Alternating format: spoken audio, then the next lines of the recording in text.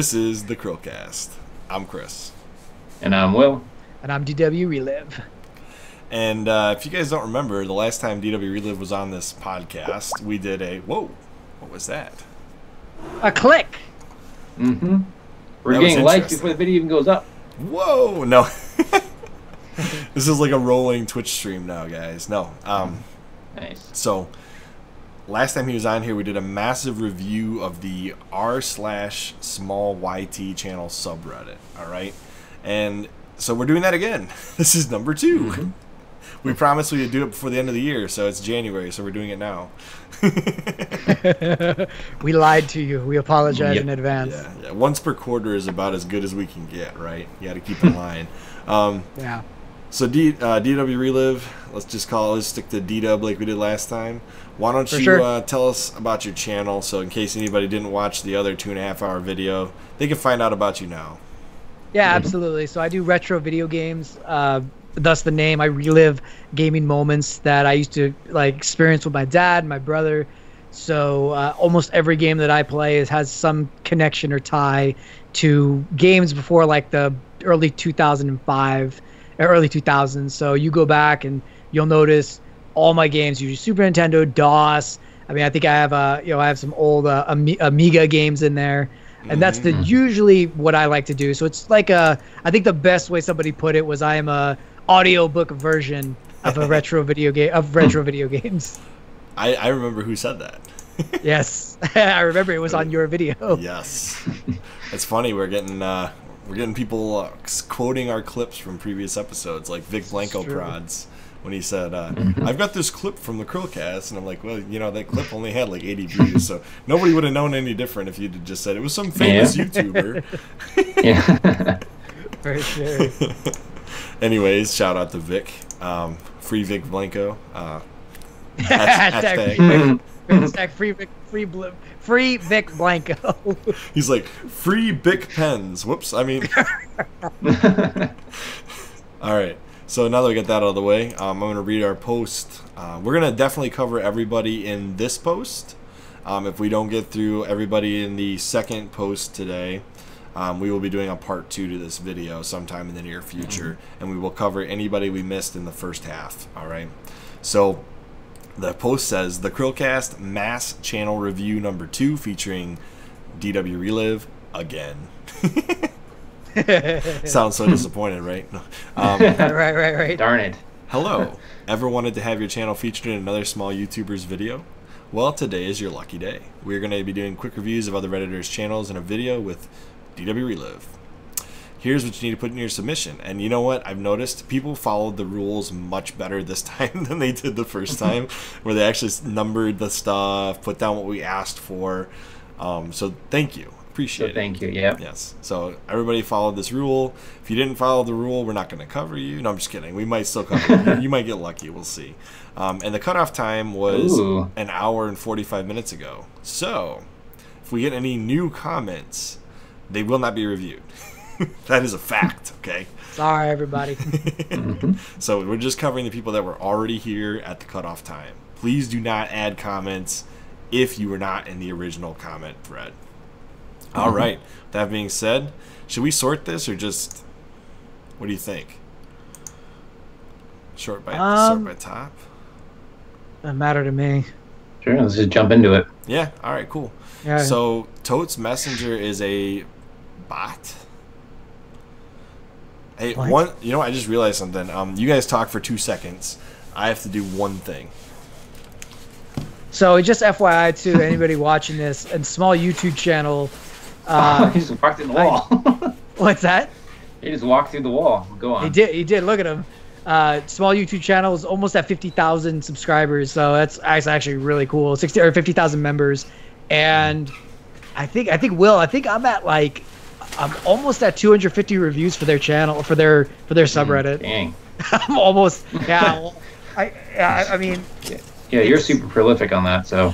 Yeah, it's a lot of fun. I actually really enjoy doing the reviews for everybody, because it's what's the best way to learn? It's it's to teach. You know what I mean? And so it's as I do the reviews, I get to see the mistakes that people make, which are that's not bad, but I get to see those mistakes, and then I am mindful of them while I do my videos. Yeah, see, I'll give people tips, and then I'll be like, man, I'm such a hypocrite. I need to fix that. Yeah, we don't make any mistakes, so we are the pinnacle of podcasts. Yes. Well you know, I will say, we appreciate all of the constructive criticism, both positive and negative, we got on our channel. And a quick little shout out to a guy that goes by multiple names, but he'll know who I'm talking about. If I say Woobio, he said that he appreciates our channel and that we should have a lot more viewers, and I agree with him. Of course he did. Yes. All right, with that being said, let's get into this, okay? Sure. This is not a submission, so I was wrong. This is somebody linking to the thread, right? So that when you comment, it'll like link back and say, oh, your thread was posted somewhere else on Reddit.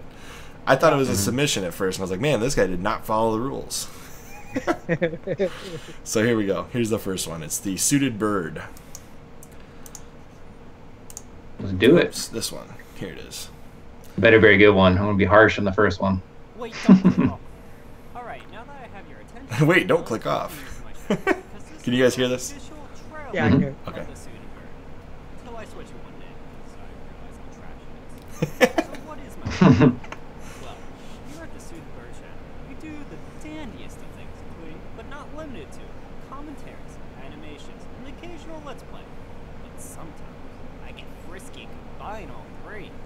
Ooh. I like to be very personal with my audience. I'll read and probably reply to almost every comment because I have no life. Self-deprecation, man. Love it. If you've actually made it this far in a trailer, I'm honestly impressed, and you should be impressed with yourself. Treat yourself. Did you say oppressed? I think he did. I think he said oppressed. Toodles. Hey, Will, you like to say that. You like to say that same thing. I do. That's my line. The thing that I screwed up, though, is I didn't read through his post before we clicked on his video. We were unprepared for that. I run a channel called The Suited Bird. We just watched your trailer. This video I'm most proud of because of how long I spent making it and the changes it made to the small YouTuber Reddit community. Whoa. I guess we'll have to figure this out. It raised awareness of something that I think is a prominent problem. It's going to be a video about exposing the CHRILLCAST. You watch. No. CHRILLCAST exposed. Right. On my channel, I do a lot of animated commentary type videos. It really reminds me of another channel called Coin Plant, the animation style. I don't know if you've watched those at all, Will. I have, yeah. Yeah. I have too. You're responding, but your name's Dee Dub, so hey, let's keep this separate here, okay? So since we already watched the trailer, I'm not going to read number 4. And they said if you make fun of Slippy, any hardcore fan of mine might actually find where you live. Just a fair warning. Oh boy. Oh wow. Okay. All right. Well, I'm making fun of Slippy for sure then. Crazy. Kind of lonely. I want to hang out with somebody. Let's see what this is.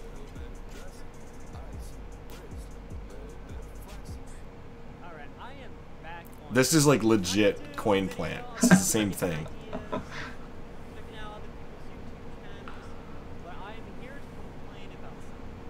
So a lot of times I will post my content on different subreddits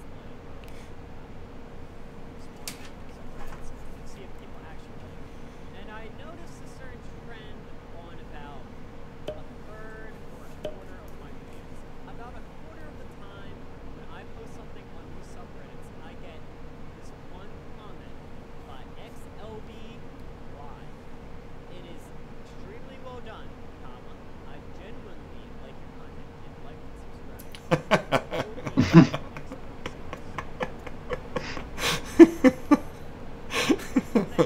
When I first saw this, I was like, oh, hey, that's nice.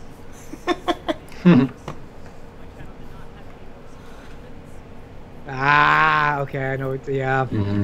Yeah. Well, that's why, just FYI too, just, as we're getting into this, a lot of subreddits that do YouTube, essentially that are advertising your YouTube channel, if you put a link in the comments, you can get banned. Like YouTubers is one example of this. You go in there and you put if you put your comment with a link on there, you're done.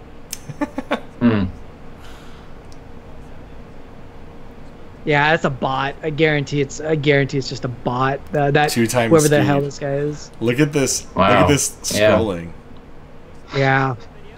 That sucks. And that really sucks too. I don't like when people do that, because it's like, you know, anybody who, especially a small YouTube channel, if you reply with the link, 99% of the time you get downvoted. Oh yeah. Unless somebody asks for the link, in which case exactly. it's okay. Because I've had people on my comments that be like, "Hey, what's your channel?" And then that's completely fine to comment with, "Here's my channel."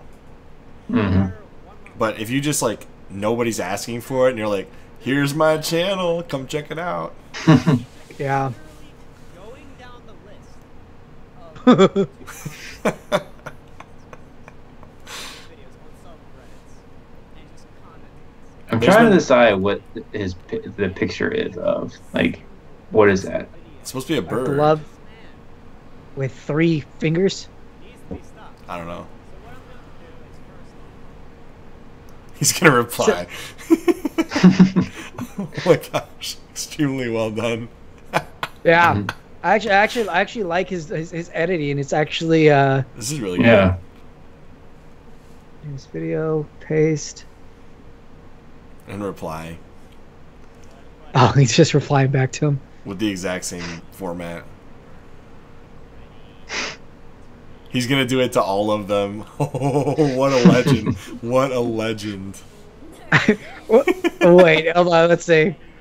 I'm curious if he's only gonna do 2. If he does all of them, it's like, yo, dude, I definitely am what's the word? Appreciative of your tenacity. This is awesome.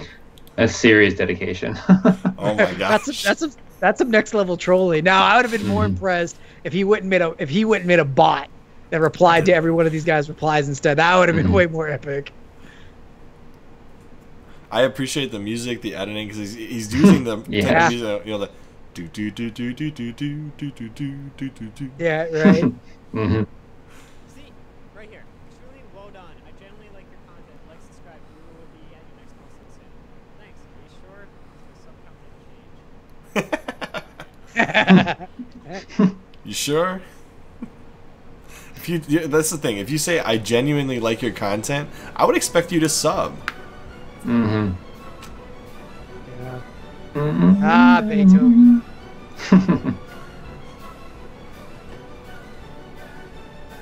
Oh man, he's like losing his mind. Yeah. Look at this. This is really good editing. I love the faded time lapse. Oh, this is good. That's awesome. Well done. Yeah, this is good. Like the birds playing the different instrument, and the one that doesn't know how to play just raising his hands. We definitely need to share this video with Coin Plant. I feel like I'm watching something similar to his style.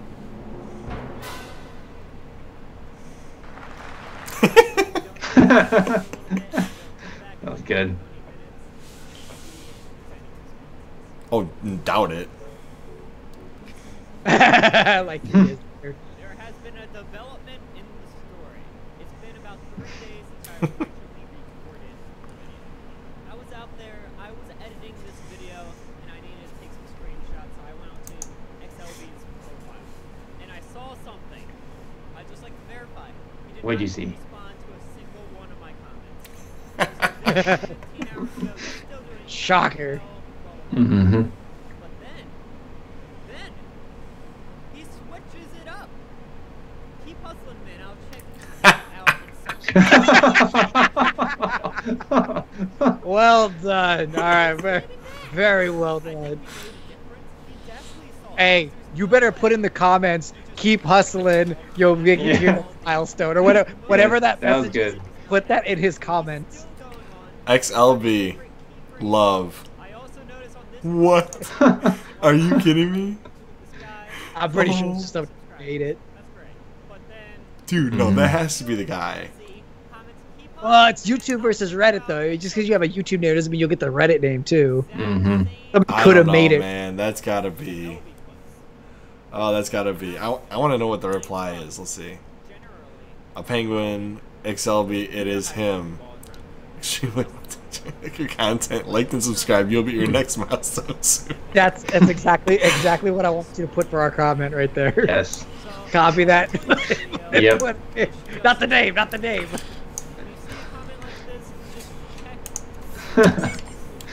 That was good. Well, overall, the editing is great. I like the humor that he has in the video, and yeah. What are some of your guys' comments? Awesome delivery too. You know, it's you know, he has a really good range on his tones. So it's easy to follow. Yeah, I like it. FYI, we're joking about the sub for sub, we swear. Yeah, the sub for sub never works. This is a joke. No. Please do not take it seriously. I'm gonna write currently reviewing your content for our video. Now he's gonna be nervous.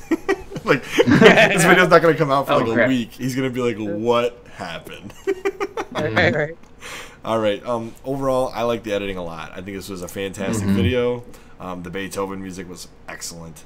Everything I saw in this was excellent. He's at about what 436 subscribers. What's the comment? You will hit your next milestone soon. Yes. FYI, one of those 6 downvotes is probably the XLB guy. Probably. Yes. So don't be discouraged by that. Overall, I thought his channel looked good too. I think the thumbnail was great, and it seemed like his narrative flowed well. So, yeah. What about you, Will? You got anything? Yeah. I mean, I already said my compliments. The only thing is maybe have the animations be a little more interactive with what you're saying, because there's some frames where the picture that was there just didn't move, and maybe that's just. You know, I like having like visual stimulus like all the time. But other than that, it was good. You millennial. Don't make it sexual, Chris. Don't make it sexual. You millennial. Well, just FYI too, a good little tip.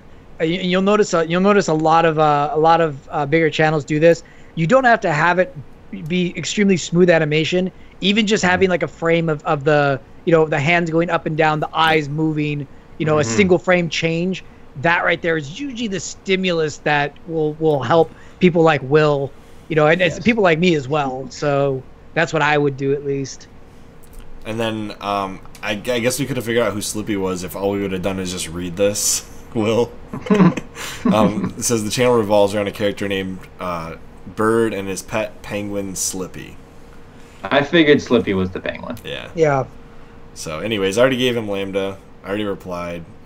And please upvote this post so other people can see it. I was spamming that to everybody. So I was doing exactly what he accused XLB of doing. So our next channel to review, we actually reviewed him the first time. Dr. Dagless. Remember him? He did the commercial with the, what was it? The cat food? with whiskers. Whiskers, that's right, whiskers. So I'm really excited to review this one. And we've already seen his channel. Go watch the first video. We're just going to look at the video. I have high hopes for this. Don't disappoint me. Oof. How to keep Grammy warm without burning down the bungalow. You're well aware this new year is about to evolve with start, with heavy snowfall across the entire country and temperatures dipping well below freezing.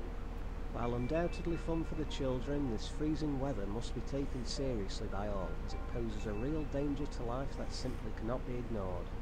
So here are a few essential tips to keep you and your loved ones nice and warm this winter. Wrap up warm by wearing multiple thin layers of clothing rather than a single thicker layer.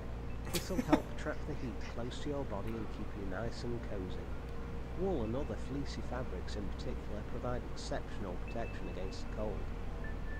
Help minimise heat loss in your home by closing all doors, windows and curtains. Draft excluders may also be useful for particularly troublesome doors and windows. Also consider purchasing loft insulation, which can reduce heat loss by 25%. So far these are okay tips. I'm waiting to see what's coming up. Is to make sure you spend your money wisely on the essentials, such as gas and rent. Because if you're in a council home, and fall behind with your rent payments. Uh-oh. Believe me, Uh-huh. local authority won't hesitate to literally throw you and your family out on the streets in the middle of the night. I was wondering if it was going to go off the rails. Don't fucking try it. Oh man. 20 minutes before she fakes death out there. Oh my god. Oh my Bother god. ringing up with some sob story about how you can't afford food and rent. Because nobody gives a fuck. Eat wallpaper paste. Oh dear lord. What's your money, not your excuses. Got it? We want your money, So not your remember, excuses. Pay your Yeah. bastard rent or you're out on the streets. Okay then. That was great. Yeah, that was good. There's a screaming child in the background. Happy New Happy Year New from Year. you. Oh my gosh. That was Okay. awesome. That was awesome build up. That was really Mhm. well done. It's And funny yeah, it because was.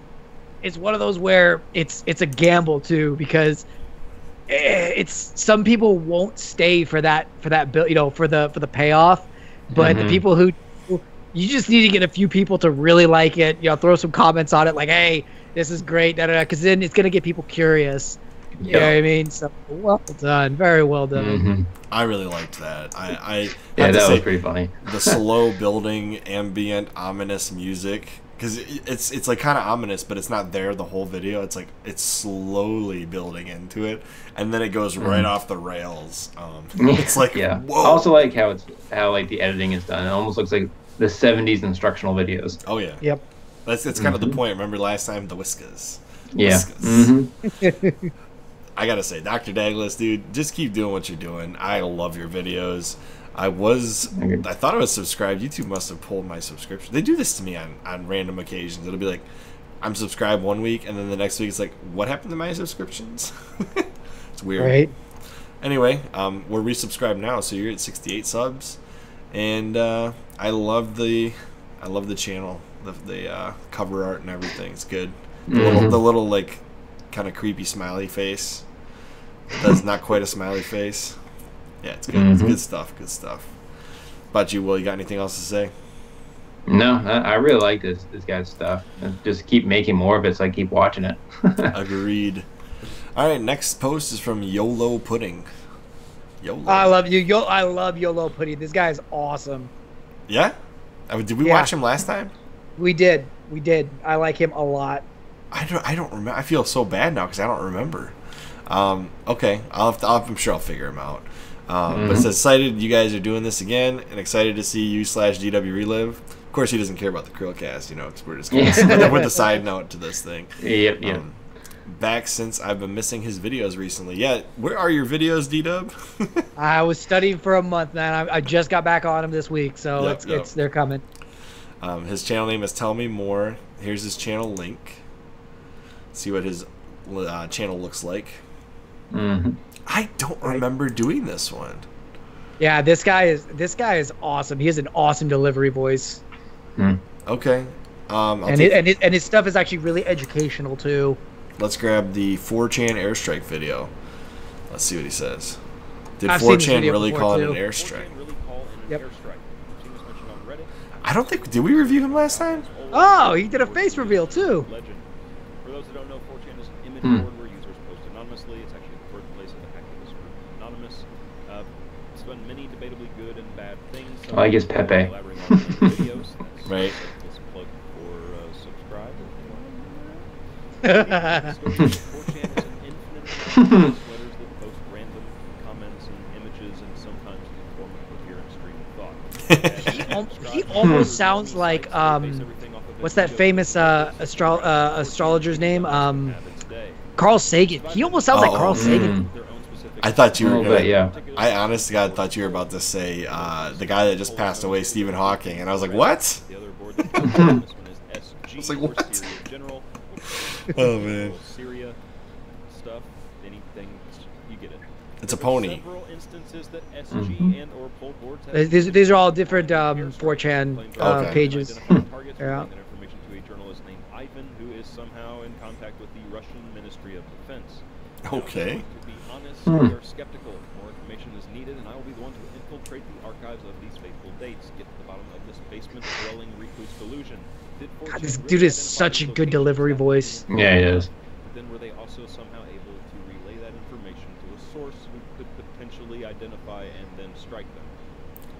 We'll start by looking at 2 times 4chan has been given credit for such an airstrike. The first takes place on January 17th, 2016. What was that? The location was reported by Not me. was struck 2 days later. That would be my heater taking off. Information being given to Ivan, it was apparent that he tweeted the same location as the January 19th strike just 2 days before it happened.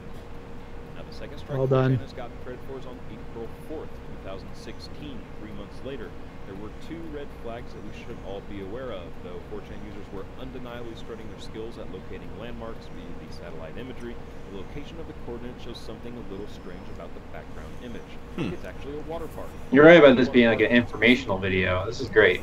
Yeah, dude, this guy is extremely intelligent, very well spoken, you know, and I watched his other video on this one Slave, and it was so well done.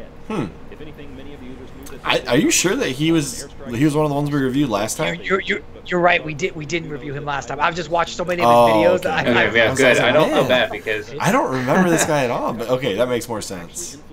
I think he got in like after the fact. I was like, man, I'm really mad I missed this. It was time for a Yeah. term they had coined themselves. Weaponized autism. leave him a like. I like this video. This is really good. I don't know if do you guys want to watch this all the way to the end? How long is it? Another. Oh, it's only 5 Oh, yeah, minutes. absolutely. We'll get to the Yeah, end. absolutely. We'll get to the end. Other users pile on and rally the troops. The message was clear. We are now combatants. We are now combatants. I like how you said that. Videos asking if Syria General can find out where they were filmed. One user points out the power lines and an additional video of the same camp.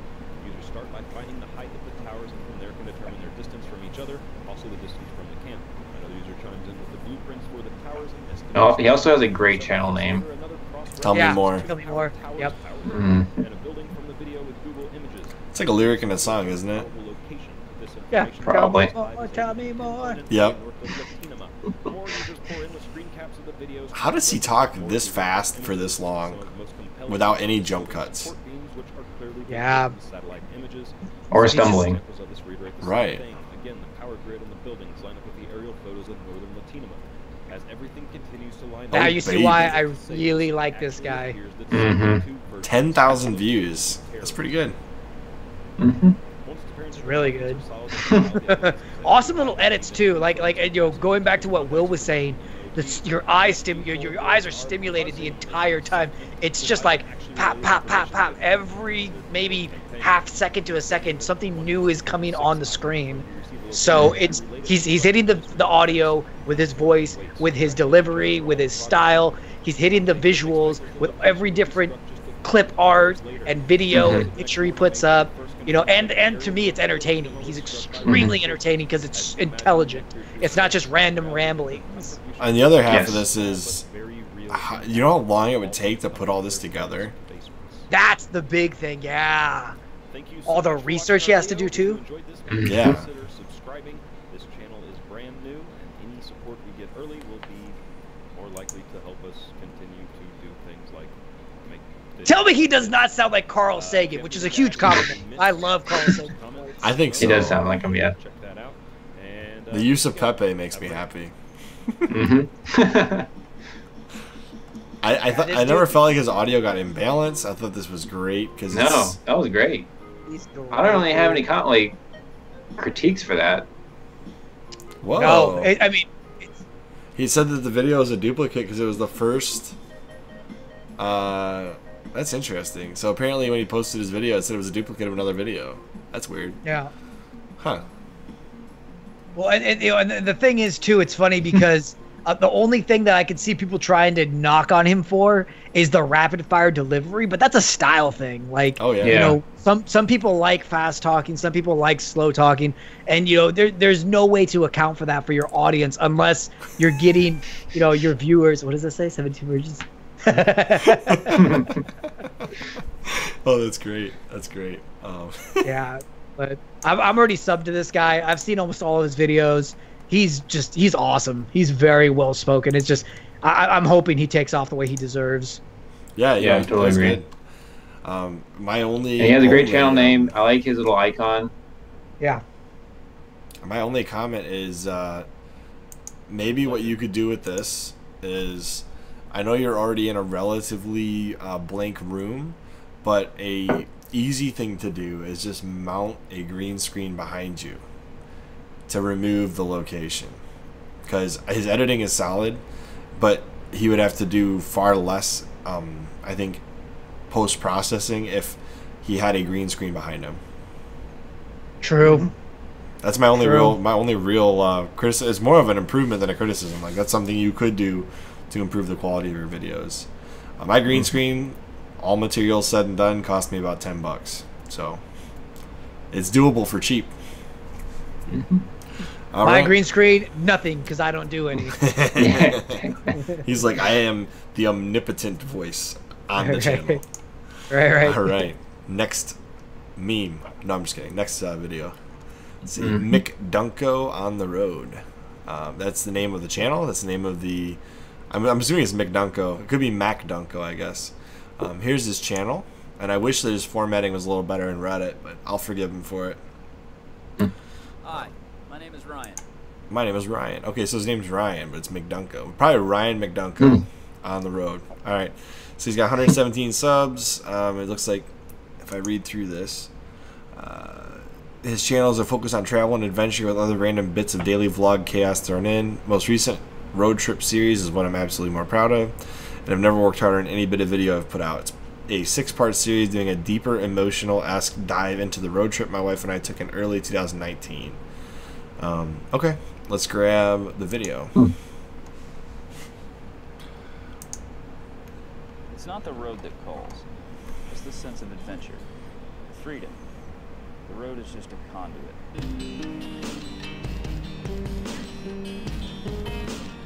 It's like the intro before a horror movie. I'm Ryan, and in 2019, my wife Misty and I set out on a road trip planned for 3 months. A cross-country adventure to see and explore as much as possible. Well. Today is the day. Numero 1. April 1st. The day we leave on our journey. April 1st. Most people were joking. And 2 weeks earlier, I think most people thought I was joking when I put in my 2 weeks notice. Oh man, he left his job to do this. Doing a full withdrawal of my retirement. For many years, my wife and I, Misty, have had this dream of traveling the country for a few months. Started off wanting to sell the house and travel for a year. We figured out maybe that's a little stupid. Maybe we should just sell our nest egg. I can find my way through the trees.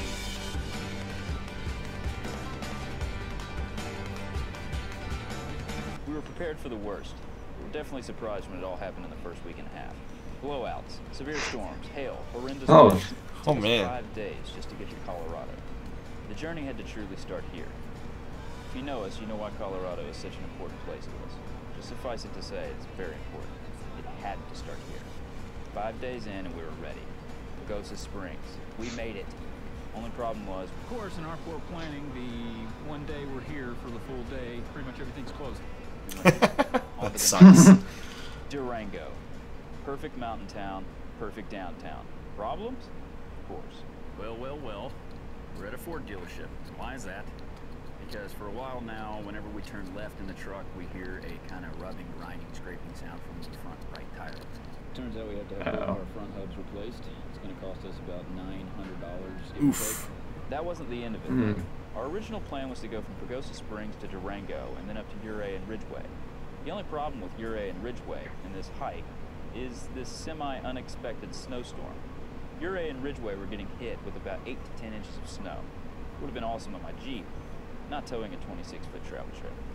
We moved on, ready for that feeling to finally hit. We were, in fact, on our great adventure nearly 2 weeks in after all.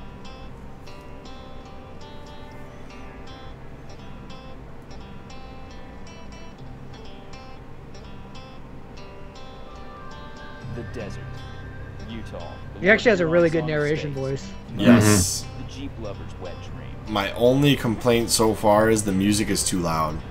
It's funny. I was gonna say that the discrepancy between the two. It's like the levels are just he needs to either turn his mic up on his narration or the music down. I would say music down personally. Yeah, because you can have the music this loud during this part. That's fine. But during narration, that music needs to kind of fade into the back. But the fact that I'm not talking during this video means that he has my attention, and that's a compliment. Are that you can't sell beer in a grocery store or a convenience store that's over 3.2%. You have to go to a brewery or an actual liquor store. So remember that when you're here in Utah buying beer.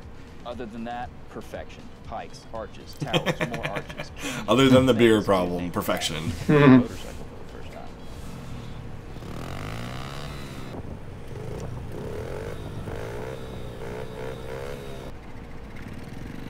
time. What a motorcycle. Love it. That was pretty funny.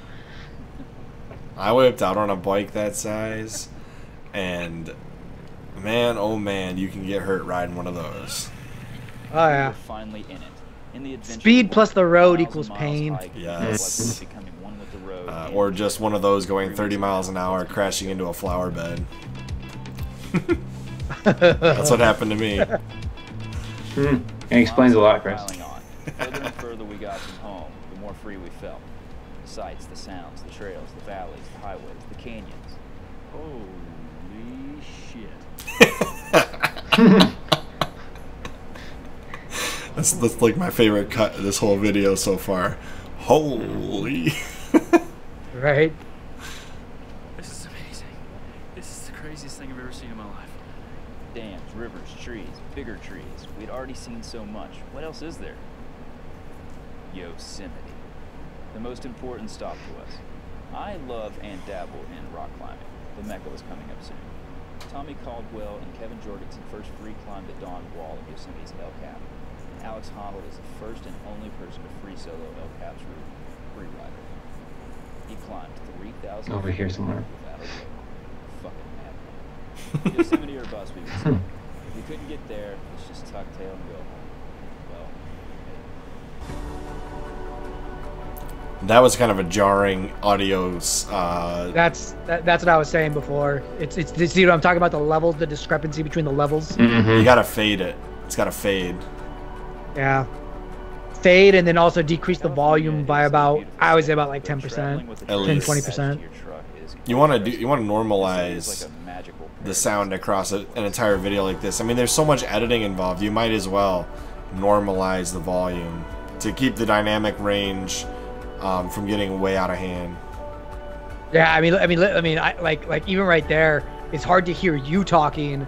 You know what I mean? Just as the video plays. Because it's just like, whoa. And I mean, mind you, I know this is his video. It doesn't matter what we're going through. But just that volume difference should kind of give you that understanding of how loud your video really is. It should never go, I think the range, they always say never go past like -4 decibels. You know, like on Audacity, when you see your decibel levels, never let it hit past -4. Right. I keep having to adjust OBS as we're working on this. Probably have to do it on mine now too. There we go. Yeah, because I see it hitting the red every once in a while, but as long as I don't go to 0, I'm good to go. 0 is like the all-time. You don't want to go there. Yeah, that's when you start getting that distortion from your your speakers. Yeah, I keep trying to explain that to Billy. He doesn't get it. Along the way, we had some adventures to be seen. This is a really cool video. I give him a lot of credit. It is. I think the audio is something that a lot of people struggle with. Yeah, I think the audio is an issue. There's been a couple of the edits which were like too quick, so it's almost too hard to process.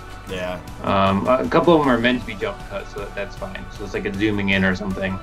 And then I guess the only other comment is, for me, other than the fact that I honestly really enjoyed this, as I've been so quiet this whole time, is what is going to do next? Is he going to continue doing this kind of content where he's traveling? Yeah, it's a good point. Where do you go from Does he have another job to quit now? Why'd you leave your last job? Oh, I went cross country. Yeah.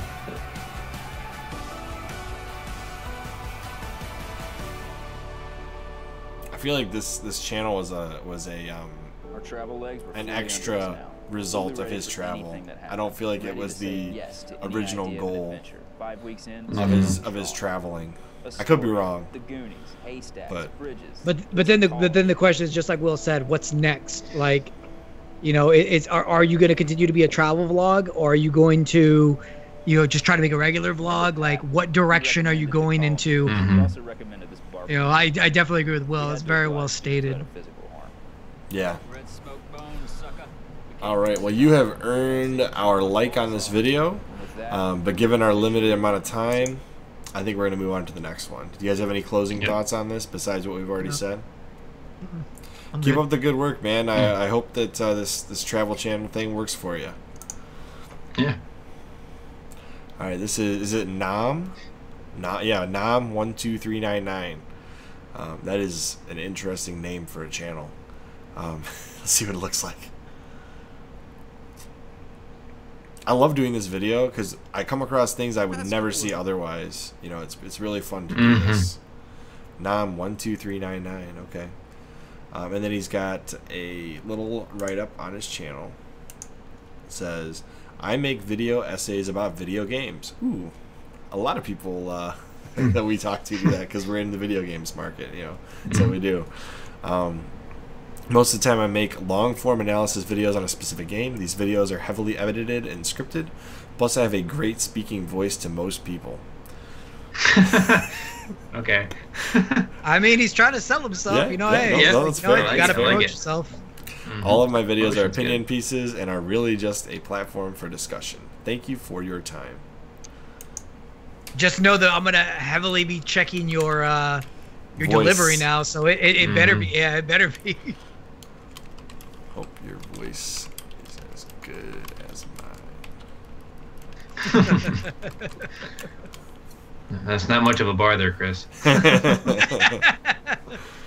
see. Here's the video. Oh, that was his channel video. So we're doing the same one we just. The past couple of years, virtual reality gaming has been in a weird position. Most of the best and well-known titles have been more arcade-like experiences. Games like Superhot VR, Beat Saber, Blade and Sorcery, and Pistol Whip pretty much dominate the Steam VR bestsellers list. The big experiences have mostly been ports of flat-screen games. Of course, there's some exceptions, such as Arizona Sunshine, but a game like that may require the player to get accustomed to complex controls and also get used to the limited combat. Not to say that these are bad games, not at all. I love Beat Saber and Superhot especially. Those are the two games I usually use to introduce my friends to VR gaming. They are very simple in their controls and do a great job at explaining their mechanics without confusion. Superhot, for example, only requires you to move your real-life body around to avoid enemy fire and use the grip buttons to grab at their items. It's very easy for anyone to pick up and play. That's now, weird. What does this have to do with Boneworks? Well, for starters, Boneworks is what I would call the next big step. I have no idea why. We had the ability to track our hands. Well, this has been your plan all along. Also considered to be one of the No, I swear it's not. I know what you're thinking. That's really cool, Nick, but what is Boneworks? Boneworks, to put it bluntly, is an adventure game where you travel through a fictional operating system. There is plenty of exploration for rewards. Okay, so right off the bat, he does have a good voice. His problem is though, is his vocal pattern is the exact same every single time. If you listen, he will have a lower intonation at the end of every one of his sentences. And the problem with that is, you know, as I've always said, vocal delivery is like a roller coaster. You need to go up and down and up and down. It can't just be, yo, his voice is up then down. Listen, watch, listen to his next sentence. No, I noticed the same thing. To wield. Like it's always doing that drop. It drops every time, which is fine, but it does. You do need to have. You know, it doesn't allow for emotion in your any sort of emotion or any sort of change that will make you sound like you're interested in what you're saying. It's almost like a monotone, but it's not. If that makes sense. Well, it's because the pattern never changes. It loses the interest of the viewer. Yes. And it doesn't distinguish any particular sentence or inflection or something you're trying to emphasize from anything else. Yeah. having complex controls will only put up more barriers. It's pleasant to hear, but I could fall to sleep with this, you know what I mean? Yeah. I could just fall right to sleep, you know? Yeah, agreed. It's you know, and here's the thing. When you're delivering information and you're trying to just deliver the information without any emotion, this is fine. This is how a newscaster typically will deliver. Because the thing is they're not supposed to show emotion. Their job is to relay the information and let you decide what to do with said information. You know, which is like I said, completely fine if that's the direction you're going for. If you're trying to keep people's attention, though, you either need to have one really good information that's going to keep my attention, or you need to switch it up in your delivery to give me reasons to want to listen. I think overall the video editing he's got here, it works because it's literally just gameplay with voiceover, you know. Yeah. Puzzles, all three of which feel very segmented from your audio balance is good. Like I said, I think it's just if you're trying to emphasize any particular thing, I'm not hearing it. Which is good from an information delivery perspective. Right. But not as like, but nothing stands I'm gonna out watch to this me. Yes, exactly. Everything's being read to me at the same level. You know, there's nothing that has elevated importance. Hey, Will's back. I'm back. It's really all right, now my comments. Yeah, I agree with the audio. He needs to vary his voice a little bit. I don't particularly care for voiceover on gameplay videos. I can see what he's going for, and he's essentially reviewing the video. So the editing, all that is well done. But back to DW, what Chris is saying is, you know, you need to vary the voice work. Wait, go back about 10 seconds in the video. Oh, that's what I think he did. I think he did a variation change. I just wanted to hear it again. Glimpses of that in the sewer level. You're armed with a Let's see. flashlight and have to explore the dark, cramped environments with enemies that could be lurking around any corner. It's really tense because you can't see what dangers are coming. Yeah. Up. Okay. There you go. See, yeah. So there was a very slight one, but and that's fine. But it's just, here's the thing. You know, he said the word very tense, and it's like you need to let people feel that. Like, you know, you can't say it's very tense, because that sounds like to me like you're reading off a laundry list of just, oh, I need to pick up eggs, I need to pick up this. No, it's like, you know, it's very tense. Like, increase your intonation, increase your volume, increase your rate. Like, do some kind of variation that's gonna make me interested. Like when you read if this guy's reading a speech, there should be some emphasis somewhere in some part of the speech or the conversation he's having with the people that he's trying to have this conversation. Like, just pretend like I'm trying to talk to you guys, right? So I have the added advantage of my actual face being on the screen, so you can see what I'm trying to do. I don't see this guy, right? So I have to rely entirely on the emphasis he puts in his voice, and I don't hear any real clear change from one sentence to the next. Oh, wait. Now notice how Chris immediately went back just because of the emphasis I did on my voice. FYI, Chris, that's why I did that. So just because I switched my rate, I switched my volume, Chris immediately went back in the video because he thought that's what I wanted him to do, because I changed up my vocal patterns. So there's your example right there of what that will do. If you do that in the video, you know what I mean, when the zombie comes at you, like, these are the things you need to kill. You do that, I am all of a sudden going to be like, whoa, what did I miss? Because there's something really important that he just tried to emphasize, and I feel like I missed it. Even if I were able to spoil the story, which I won't because the game is still new. Kind of like how, well, I don't know. I was gonna say, the intros to a PewDiePie video have always been entertaining, even though there's like nothing going on. Like he'll come out of the back panel in his video, and you're like, it'll be like on the screen for like 2 seconds. You're like, wait, where did he just come from? Scroll back, and that's a visual representation of what we're talking about this guy doing from an audio representation, right? It's something that has to capture your attention to show that this is important. Oh, Persona, you get Persona points for putting Persona in the video. designs and locations. All right, you get a like. You have Persona. Boom. Automatically won. No, I think the delivery is good. I think it can be improved. I think that's where we're at, right? Yeah, but he is right about his voice. I do like his voice. Yeah, he does have a very good voice. Agreed. You have a good voice. You need to give you some vocal variation. Yes. I still believe that this won't All right. be the first With that being said, let's move on to the next one. Let's see here. Rete 27. Also Nam12399. Please comment and let us know what that means, because I'm not really sure. Like, is it short for Vietnam? Is it like, what is it? You know, I'm curious. Let's see. Rete. Namaste, man. Namaste, maybe. I mean, yeah. What is it? I need to know. Rete 27. Let's see. Who are you? Who are you, Rete 27?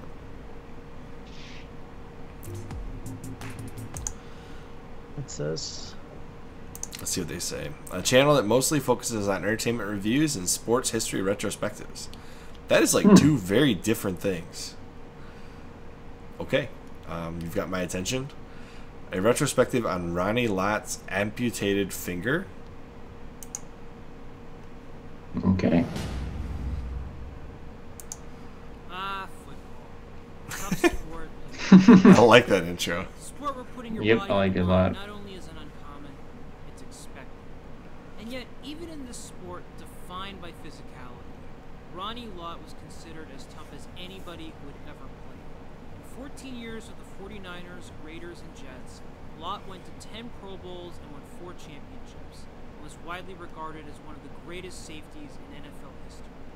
But it wasn't just Lott's accolades that garnered him respect. It was his willingness to get in the game at almost any cost. It's that few players have ever withstood more pain or gone to greater lengths just to be on a football field. That perseverance and dedication was epitomized by something that happened to him in his 5th season. Something so outlandish and so hardcore that it cemented his legacy as one of the toughest people to ever make it to the NFL. On December 22nd, 1985, in a regular season finale between the San Francisco 49ers and the Dallas Cowboys, Ronnie Lott was attempting to tackle Cowboys running back Timmy Newsom when his left hand smashed against Newsom's helmet, which caused his left pinky finger to shatter under the impact.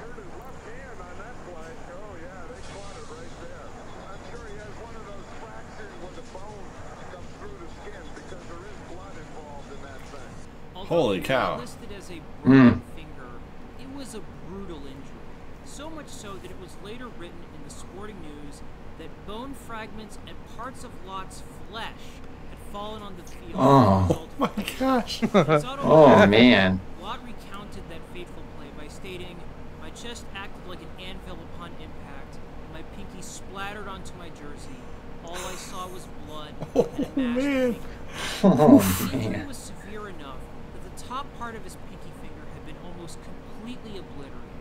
And yet, in spite of that, and despite the searing pain that came with it, Lott vowed that he would be in the 49ers lineup a week later when they played the New York Giants in round 1 of the postseason. What's interesting, too, is that as damaged as his finger was, there wasn't much concern expressed at the idea of him playing in the game. And if anything, it seems that most writers and football people just took it for granted that any injury involving the pinky finger was not worth fretting about. The New Orleans Times-Picayune actually labeled Lott's broken finger one of the 49ers' less serious injuries going into their match. And the San Jose Mercury News, I don't know. His finger exploded. I think that would be serious. All right, well, being that we're so quiet, we obviously like this guy's channel. Yes. And his voice has great emphasis. It's so funny. I was like, sorry, Nam, not to bring it back to you, bro, but this is what we mean. Like, from like a voice standpoint, Nam has a deeper voice. He has more of a baritone voice, so I like Nam's voice better. But this guy's delivery is way better. Oh yeah. You know what I mean? He's way more animated in his vocal delivery. Oh my gosh! So Jesus. In a 2011 sit-down with KNBR, Lott recounted how unfazed he was when he was told that he should sit out the next game. Look at his finger. Man, holy cow! I was gonna say the only thing I disagree with this guy when he calls this guy the toughest, toughest in the NFL. I was like, Lyle Alzado, that dude fought Muhammad Ali. Okay, all right then. So there you go. If Rite, if you want something to cover the Lyle Alzado fight with Muhammad Ali. There is something for you right there, because that guy was nuts. I'll take your word for it. Yeah. I don't know a whole lot about that. Maybe when this guy covers it, then I'll know about it. There you go. You guys need to see the rest of this video? No, it's well done. It's I mean, the only problem was his editing, while not bad at all, there's nothing about the editing that's his own. So it's like, I mean, essentially what he did was he took clips, and news, and games, and then just like, he's essentially just doing a voiceover for him, which is fine, but it's nothing that adds his own little flair to it. You know what I mean? Like if you add some clip art on there, simple clip arts or something you design, that'll really help make it your own. You know what would be perfect for this is if he took an avatar similar to like what Nerdtalk Dan does and put that on the screen while he's talking about it. Yeah. I think, or if at some point he feels comfortable with revealing his face, one or the other. I think either of those things would add a stylistic, entertaining piece to his video. Yep, agreed. Agreed. Yeah, we can get on the subscriber count and see it go up by 1. There you go. Up by 2. Oh, you did too? Okay. All right. Well, Rita, you got 2 new subscribers from this, so keep hustling. And what was the exact line earlier? You'll hit your next milestone soon. Yep. Okay, so this guy right here, this guy's videos, Mr. Vic Blanco Prods. All right. They're terrible. I don't want to see these. Dude, the man, worst of the myth, worst. the legend. We don't need to. I already watched this video. This video is so great. The newest one he just did. This is the one for H3H3, right? Yeah, H3H3 and that piece of crap Brazilian guy made fun of that little girl. Oh my gosh! And this, if you guys haven't seen this is gonna boil your blood. I'm gonna let you know right now. I have seen. So we've all seen this video. So we are gonna comment on what we liked and what we disliked. But overall, Vic's editing is great. I have to imagine it takes him a very long time to get through editing one of these videos. So that and his delivery, dude. Like he has just, I mean, Vic, sorry to say, bro, but you have this like OG on the corner, just got out of prison delivery that I absolutely love. It's like, it's like this dude is gonna tell you how to make a shiv out of a chicken bone.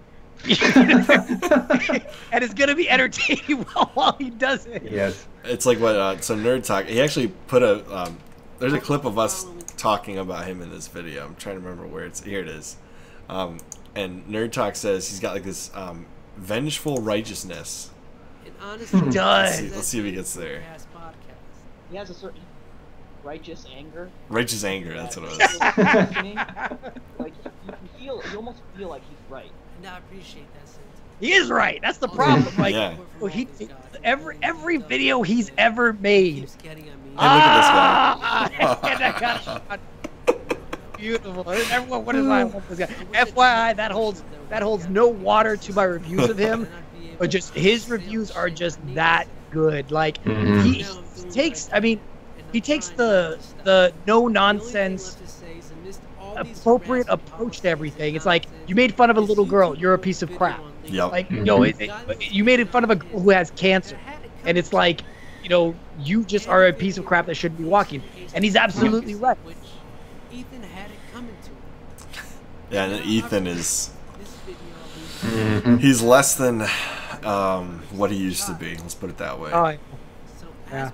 Go back to the beginning. Go back to the beginning real quick, and then like a minute into this video. I hope he doesn't change. But I'm sure if he starts making money, he'll have to think about it at least. I like that he addresses this. I won't change. Trust me, I won't change. Yeah. Calling you out, man. Calling you out. I won't change. I love it. All right, the beginning. Yeah, because this dude, man, like, anybody watching this, man, check this guy out. Like, please. He is just all this dude needs is one video to get big, and because everything he does is really consistent. Yeah, it's already really good. Yeah, and he's gonna blow up.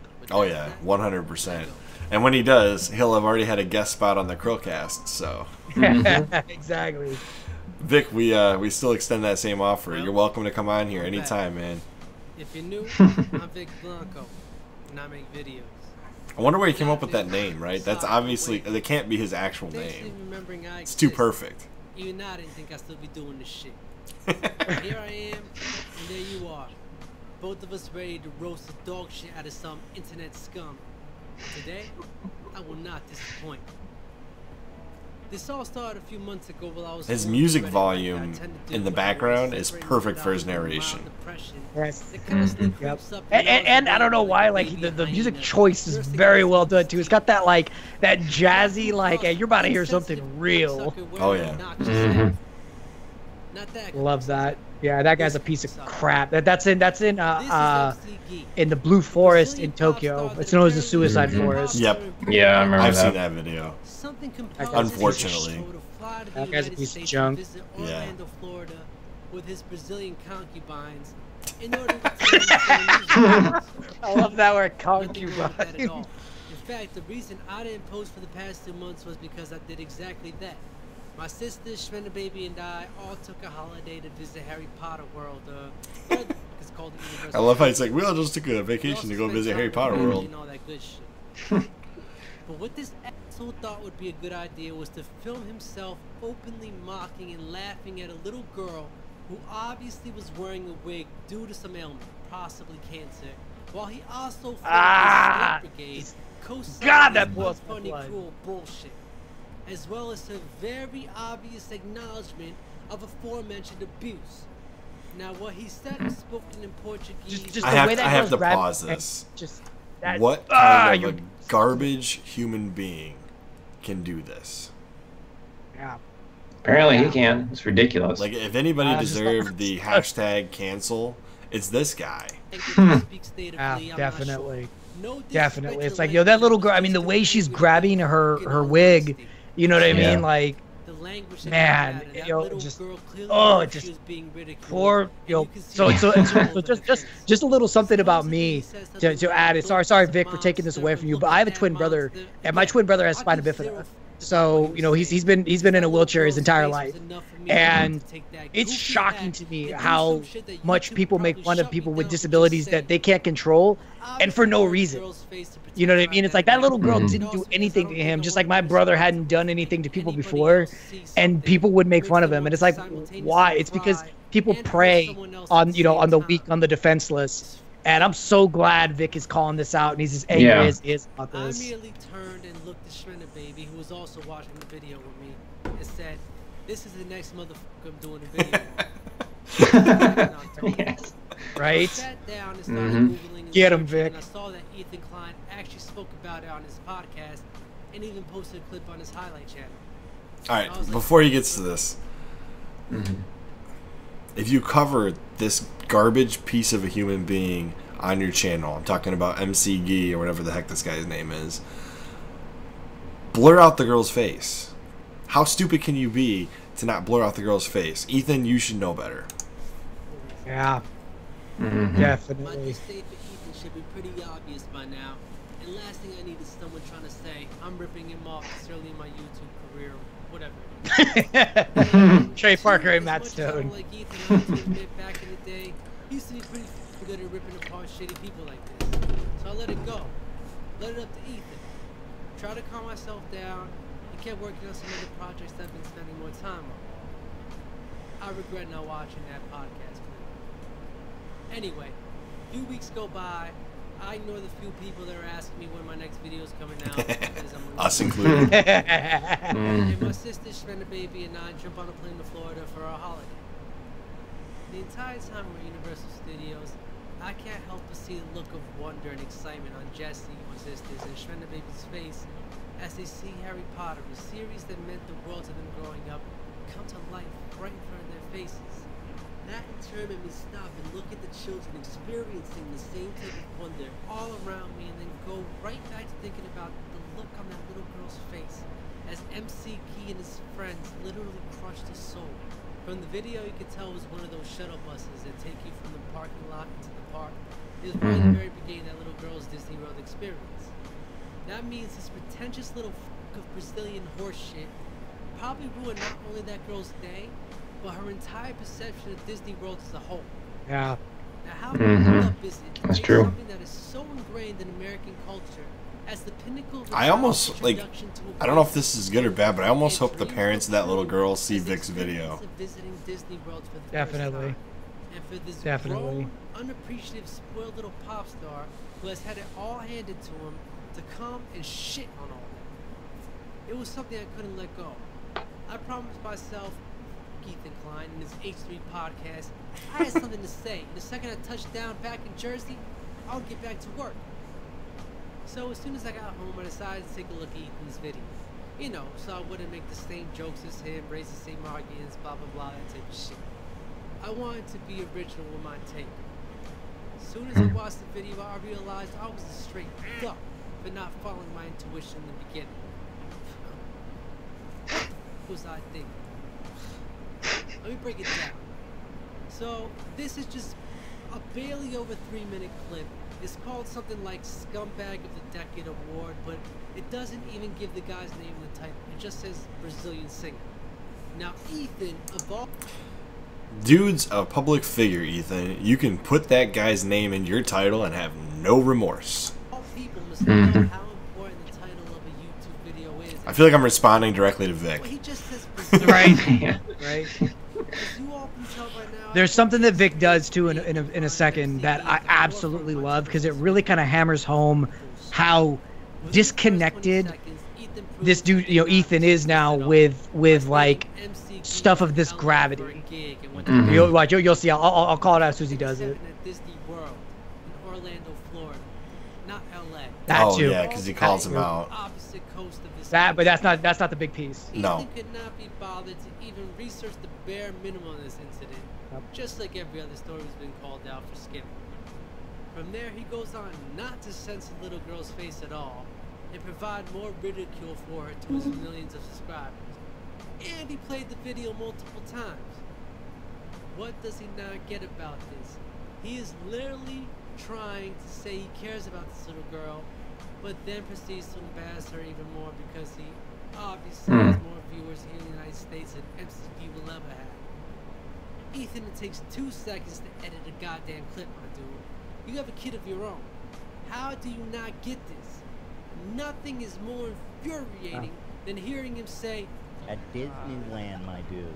No, f you, Ethan. Do a little research. It was Disney World. You can literally see this poor child pulling down her wig because she knows, and it's bloody heart-shattering.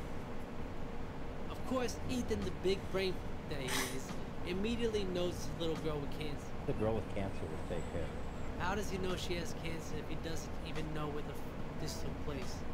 She could have any number of complications from cancer to alopecia or to any other ailment I have no business of prying into. The moral is, some asshole made fun of a child on a day and at a place that was supposed to be the most pleasant memory she would ever have in her life. Shit, it gets even worse. Ethan blows so many dicks it's not even funny anymore. He literally says this. Can you at least not, like, do it in her face? Are you kidding me?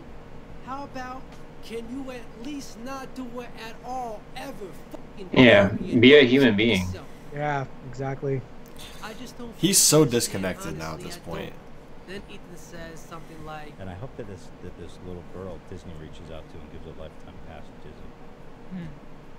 That would be a magical thing, wouldn't it? hey, Ethan, you're a goddamn millionaire. A Disney World. I was that part right there, whereas like this dude is, you know, I mean, it's like he's trying to say that, you know, for him to make that kind of title, you know, the scumbag of the decade. Okay, so you're trying to evoke emotion out of us. Got it. Okay, I'm good with that. But then you're like, oh, Disney does something about it. By the way, I just bought my $9 million mansion in Bel Air. Right. It's like, dude, how hard would it be for him to get a PR agent to say, you know what, hey, get a hold of this little girl, donate this anonymously, so she doesn't have to get hurt or anything, or get blown up any more than she already has. And I want to fund a trip for her to go back to Disney World and work with Disney and get her like an amazing experience that would probably cost him $50,000, which is a pennies to him. You know what I mean? So that part, I'm so glad Vic showed that, because me too.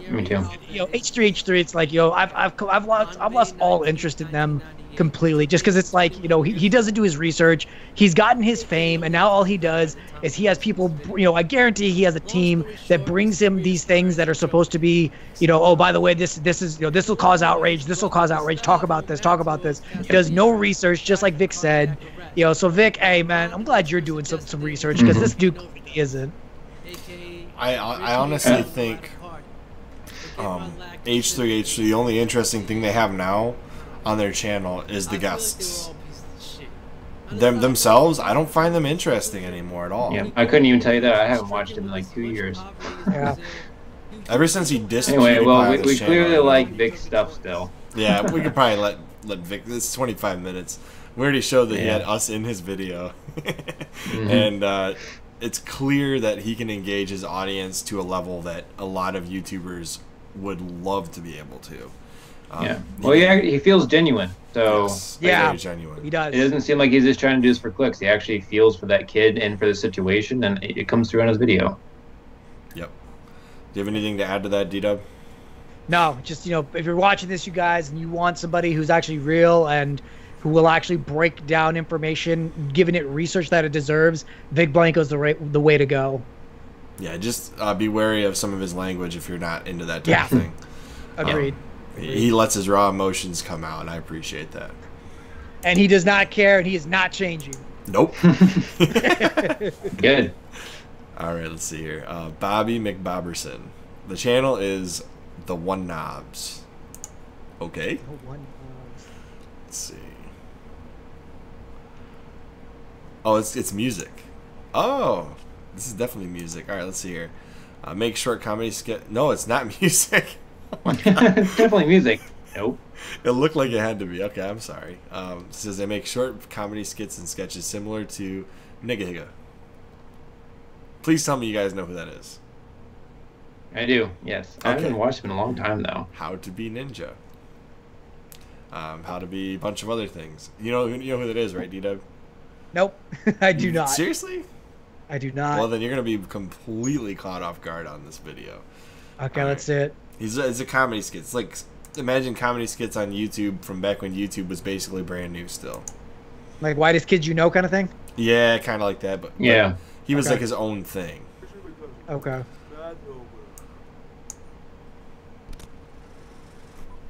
Ooh, I already feel like Dr. Dagless is in the building. Word of the day. Poker-tootiness. The definition for poker-tootiness is beautiful. Some similar words are lovely, beautiful, amazing. The synonyms for synonyms. I like that. Took me a second to get that. I was like, wait, what? And pineapple. The word originated from the Latin words poker and tootiness, which originated Poker and 2Dness. Hola, buenos dias, despacito, and poker tootiness. Some examples were the use of the word poker tootiness. Or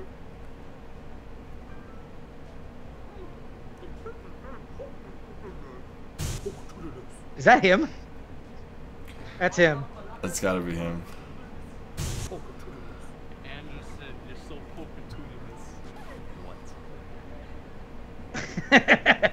What? Yeah, that's him.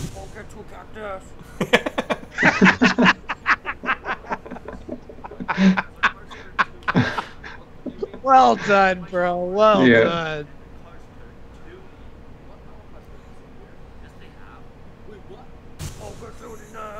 His cards are gone.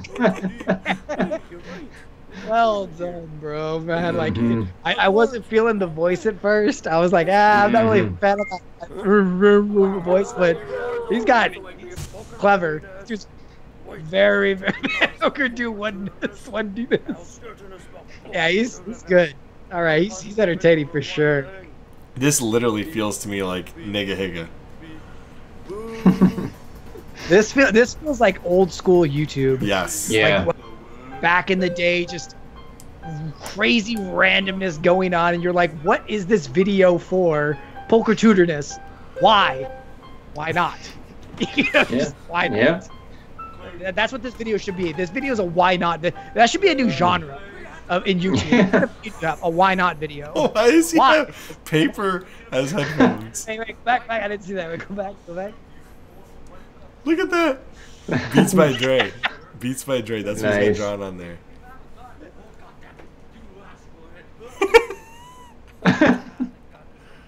What is this guy going through? Are those Pringle bottles? Like, I feel like there's so many like one-off jokes in here that you have to like watch it multiple times to catch it all. That's well done, man. Yeah.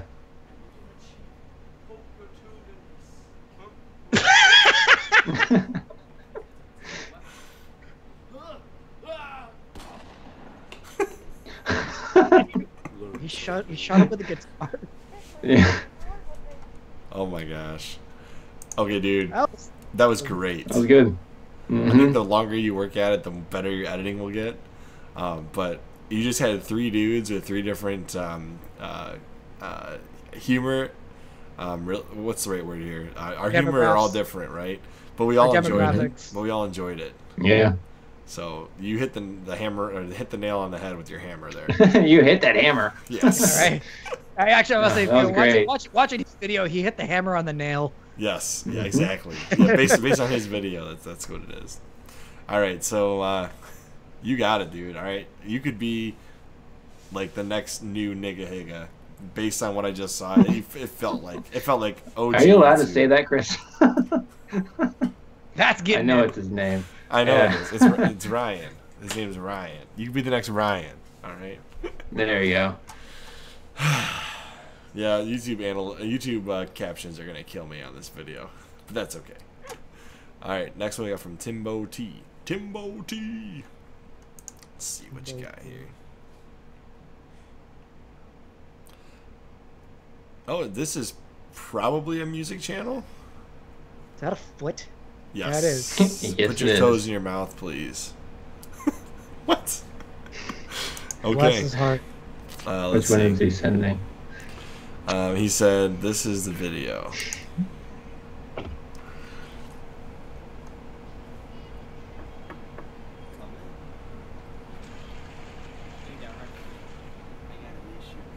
Wait, look at this title. That's the thing, Doc. Man. Did you save it at least? Yeah, I made sure. The captain said this white hat. Red hat. Well, let's take a look. Yeah, that's a nice cap.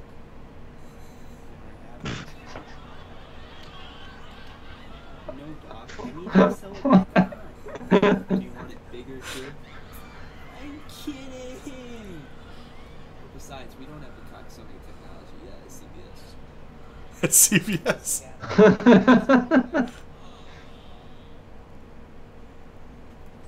Look, The laugh track is pretty funny. I've been bleeding for 2 hours, and I could really use some help. Sir, this is Arby's. Can you still sew it back on for me? Well, sir, that depends. Do you want fries with that? What? What is this?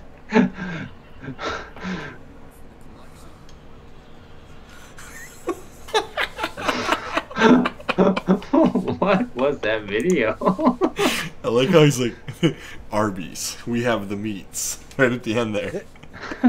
This goes back to the genre of why not? Yeah. Yeah. Why not? Yep. And then on top of that, just some audio balancing issues. Like, I felt like that was a very quiet video. Yeah.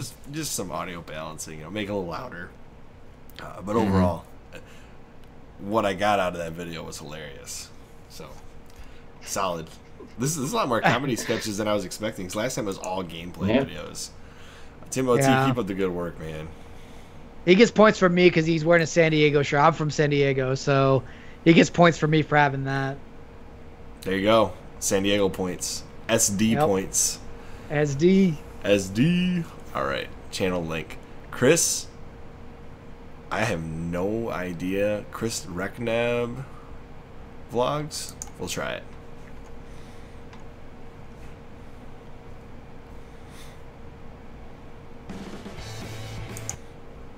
Let's see. Lots of American flag stuff going on here. Okay. Y2K I saw on there. So, all right, maybe a tech channel. Choose your own adventure. Surprising wife with trip to Africa. Oh, so it's a travel channel. Skateboarding in tuxedos. Or okay, what do you want to do? Trip to Africa? I don't care. You guys. Or choice. Skateboarding in tuxedos. Will, you're making the call. Skateboarding. I'm not surprised.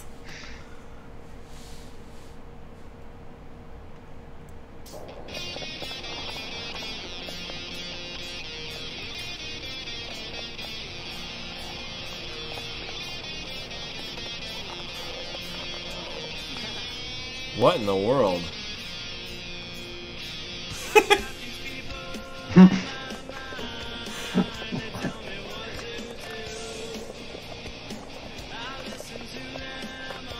This guy's pretty good. I couldn't do that in a tuxedo. I couldn't do that anyway. I was just about to say, I couldn't do that in skater clothes. About maybe 10 years ago, I could do some of this. But I certainly couldn't have done it in tuxedo. A little bit. You know, I don't think tuxes are meant for 85-degree sunny weather. Texas. Texas. Oh my god, ice cream, man. Sweating profusely. They're gonna go get an ice cream, dude. Like but hey, it's a rental. You gotta do these things. Early morning, the day after the wedding, and I am meeting up with my good buddy Jacob, and we are going to skate the West Side Park. Well, time to warm up.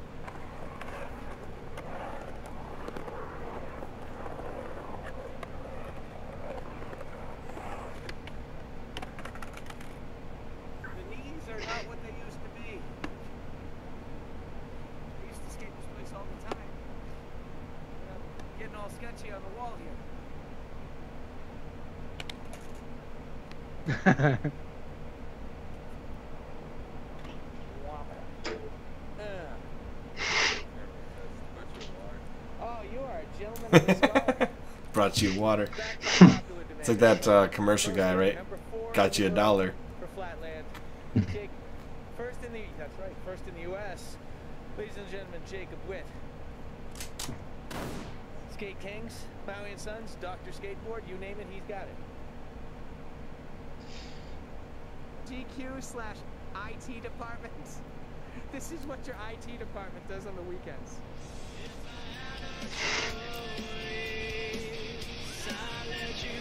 This guy has a much more epic intro. Oh yeah.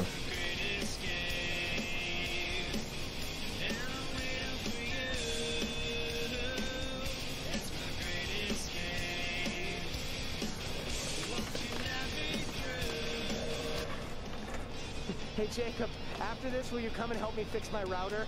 Yes, I got you. IT tech all over. Gay IT tech all the way. Wait, did he just specifically...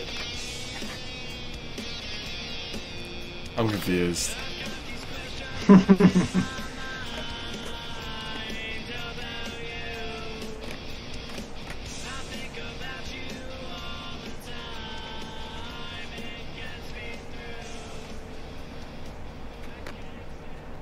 Okay, I can't do that. I can't even do that when I'm not moving.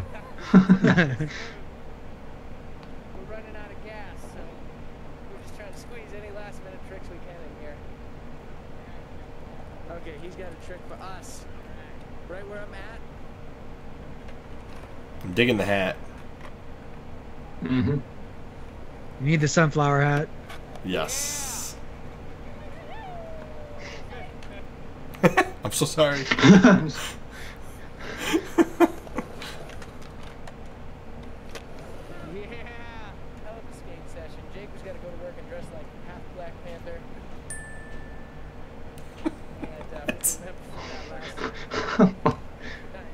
But always awesome hanging with this guy. Discovered this guy. His name is number 4. He's number 4 in the world. This guy, number 1 in the U.S. Look for him. Link below. Check him out. I'm so thankful he was driving by a dumpster that day. Yeah. If he never drove by that dumpster, I would have never been able to meet the people or experience any of the things that I've experienced before, or that I'm still experiencing. So super grateful that he's just driving around. He's like, hey, let me show you the hinge. Should I at least show them what the hinge was? You show me. Yeah, go for it. Go on. This is where I can really be like non-sarcastic. Like, I taught him that. 10 years ago when he pulled over. Wait, so this guy's the number 3 skater in the world? I don't know. That's what I'm trying to. That's it. Hell yeah. That's what I'm trying to figure out.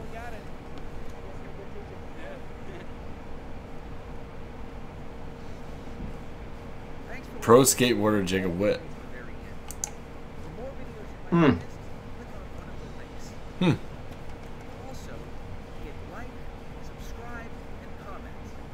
All right, so what do you guys' comments?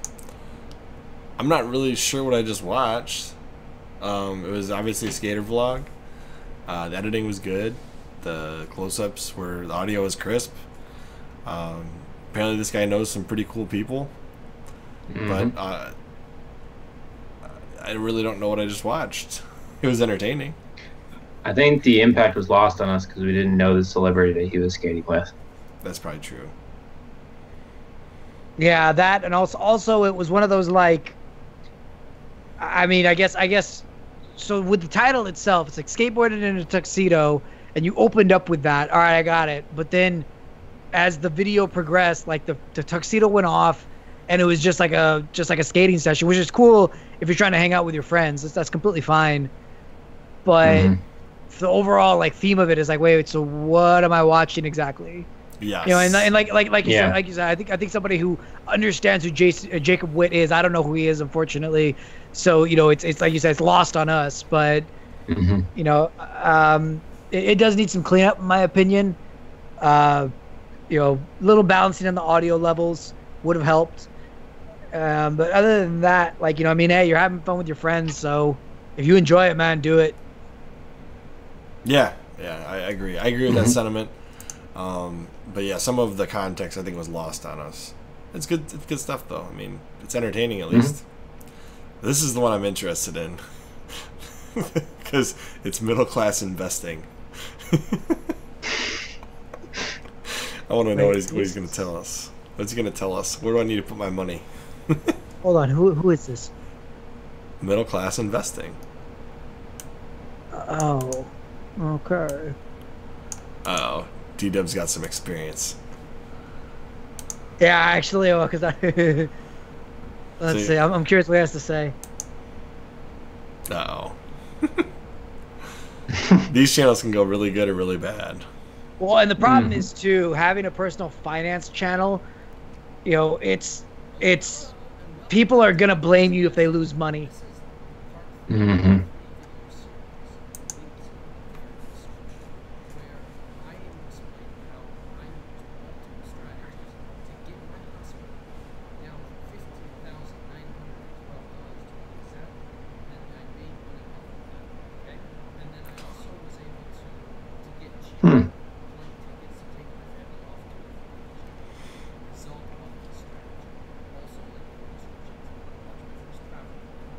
I faked an injury by malpractice. Come on, guys, give him at least a chance. I haven't talked bad about the dude. I'm curious what because I used to work in hospitals. No, it was Will's comment. I saved money by faking an injury. That's a real strategy.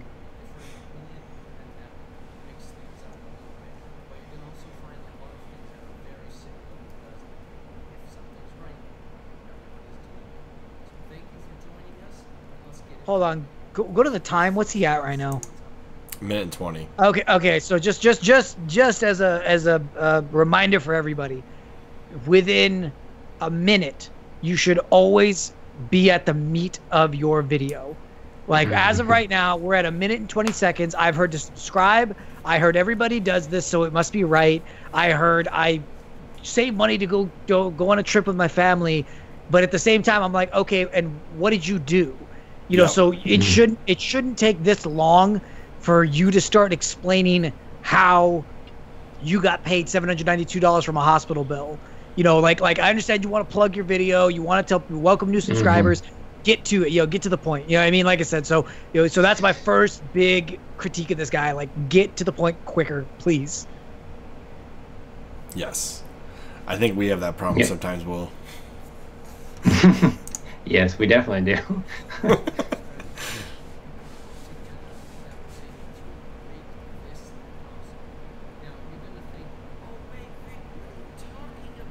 Ah, more of it. Like, this is driving me crazy. It feels like an infomercial. Thank you. Yes. And like, oh my God, like, this is driving me crazy. Get to it. And the problem is, you're taking away. Like, I'm gonna let you know right now. If I was watching this video not as a reviewer, I would have clicked off this video by now, because you've destroyed all credibility, because it sounds like an infomercial. Hold on a and second. They always say.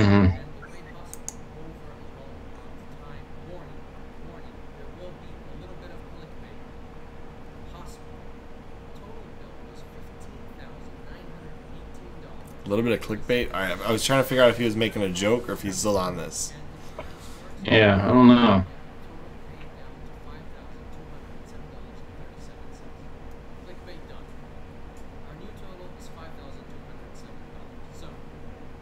I'm confused. What was the...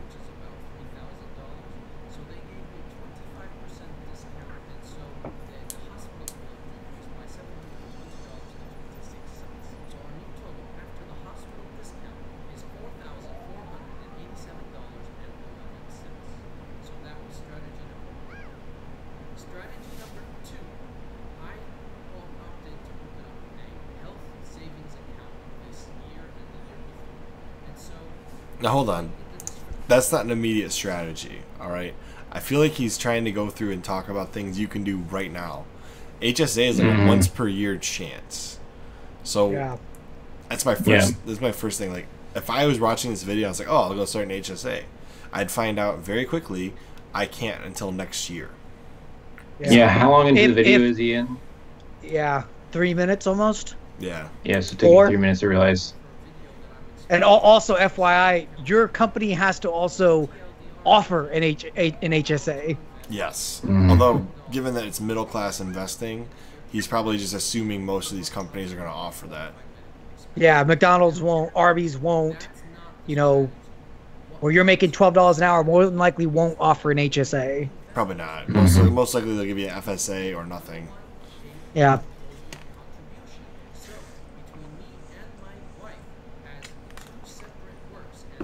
I can't hear him. Yeah, it's gone for me too. Oh, it's back. That's because my sound killed out for a second there. So now he's talking about how his wife and him both have jobs with their own insurance. So I think what he's getting at is between the two insurances, they overpaid the bill and he made money on it. But I mean, but I mean that's not too, so okay. So like I said, not to knock your video, man, but you're giving a very specific set of circumstances that have to align properly in order for this. And just FYI, anybody listening, because I used to work for a hospital, if you want to lower your bill, the first thing you do is ask for an itemized list. Because, for example, a lot of people don't know this, but a hospital will charge you a couple $100s for a bar of soap because it's a way for them to actually make up for fees that they have to pay. Because most hospitals, just another thing that people don't know is most hospitals, doctors don't work for the hospital. Doctors are actually leased. So a hospital, a group will actually work for the hospital and they lease their services. That's how it works. So they have to pay the doctors. So if you ask for an itemized list, what they're going to do is go, crap, we can't give them this itemized list with a $100 bar of soap because they're going to call us out on it. So they'll then take the bar and they'll still overcharge it, but they'll say it's $10. Yeah. So that's the first strategy. You know? So go ahead if you want to keep going with the video. Do we want to get to the crux of this then? Yeah, I would. I think, yeah. All right, let's see what he says at the Go end. go to where he actually put the next where the white line is, where the text on the screen is. A little forward, more, right there. What's the next strategy? Well, when you open up, this is credit card churning, and I have another link in the description to explain exactly what I did. But when you open up any credit card, there are some rewards involved. I tried to go to the best of the credit cards, and that is the Chase Sapphire Reserve. And you have to be in a credit limit that will give you access to said cards. Yeah. Again, it is called middle class investing. True. Touche. You know what? You're right. You do have a really good point. You have a very good point there. Because most middle class people will be eligible for a Chase, an American Express, something with all right, yep. I will shut my mouth.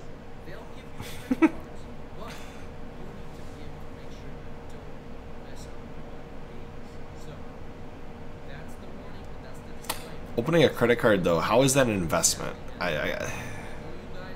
What he's telling you to do, I mean, use the rewards you're gonna get for it, because I can open up a card right now and get 0% APR for over a year, put points, put the giant purchase on it, get all the points for it, and then use those points essentially to pay it off.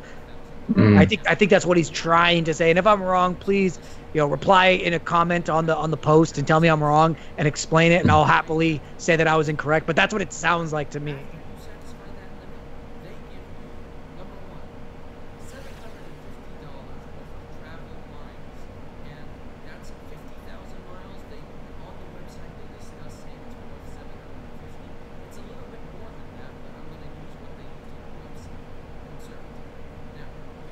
I get what he's saying though. You get the rewards, and then you get reimbursed by your insurance company for putting the charge on the credit card, right? So you get the points for free, and then the hospital bill's paid for by the insurance. It makes sense. I'd be lying if I said I never did anything like that.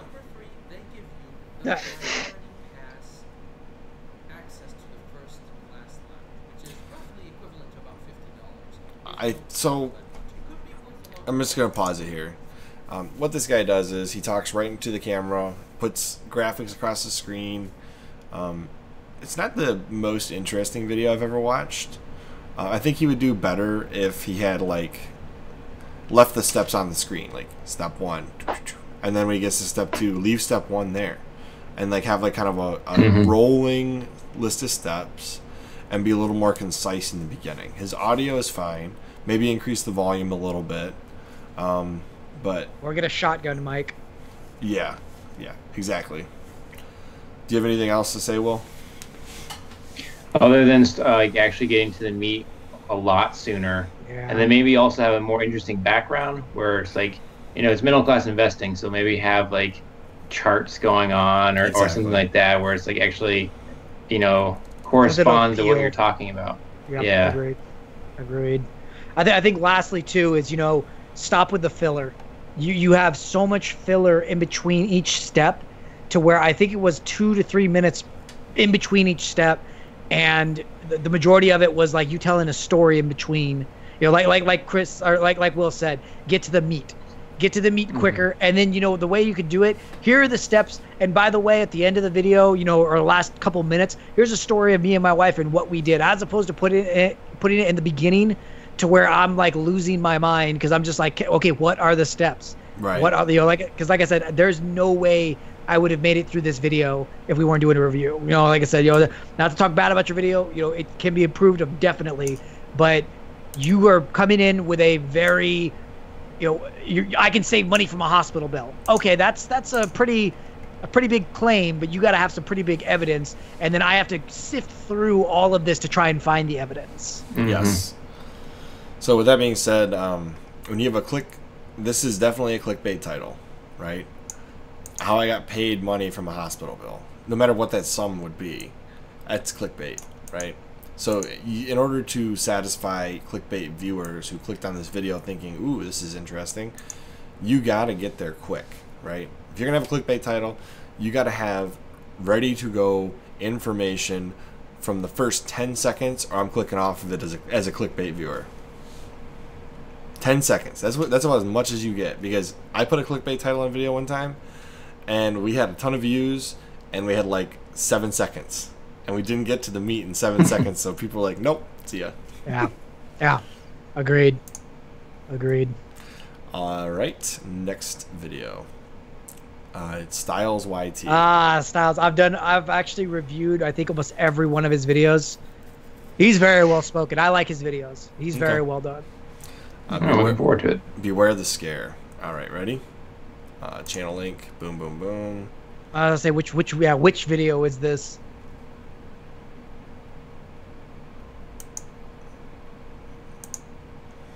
I like the theme is good for the channel. Yeah. Wait, so 53,000 subscribers? So I'll actually explain that before, because what it was is he got a huge following. He did, you know the coyote guy who does all the strikes or whatever, gets bit by animals. He did some montages of him and top 10s of him, and they blew up by a couple million, views. But the problem is so he's, now trying to go with Beware the Scare.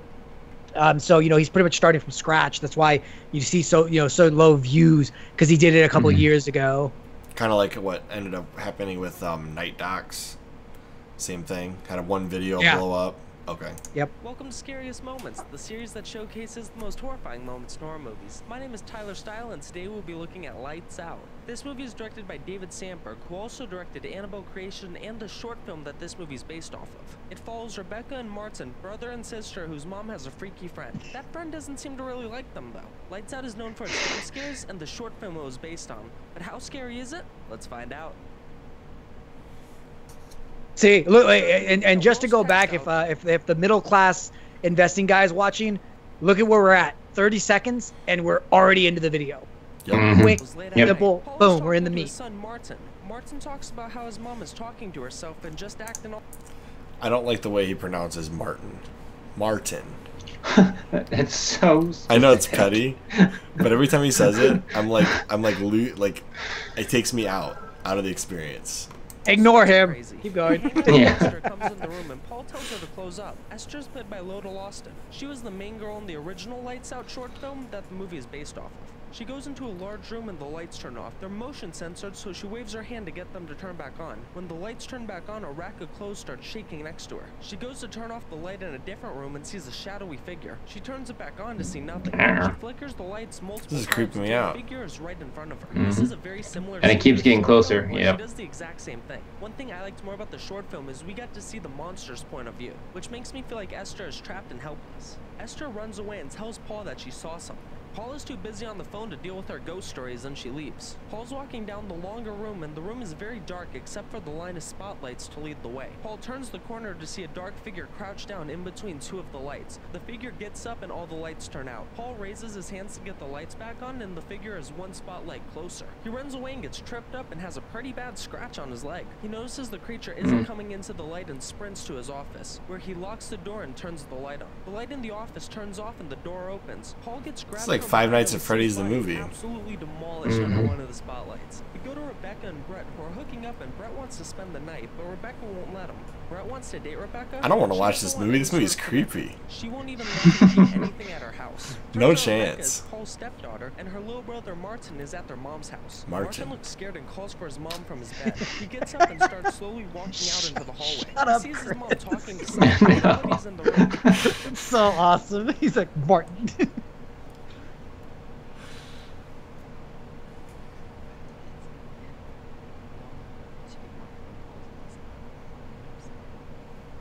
While going back to his room, he sees his mom say goodnight, and there's a figure that comes from behind her. He runs into his room and hears footsteps outside. His doorknob starts jiggling, and there's a loud banging on the door. The next day, Martin is at the nurse's office, and his mom isn't answering the phone. They call his sister, and Rebecca and Brett come to pick him up. They get stopped by a child services worker who's asking a lot of questions about Martin's home life, because he isn't getting any sleep. Rebecca gets mad and storms past the worker to get Martin. They leave the school to go back to Martin's house. Geez, that's where Martin lives? I wish I could live their evil shadow. I was gonna say the same thing. They talk about it, and when going up to the stairs, they have a conversation about their mom's social life.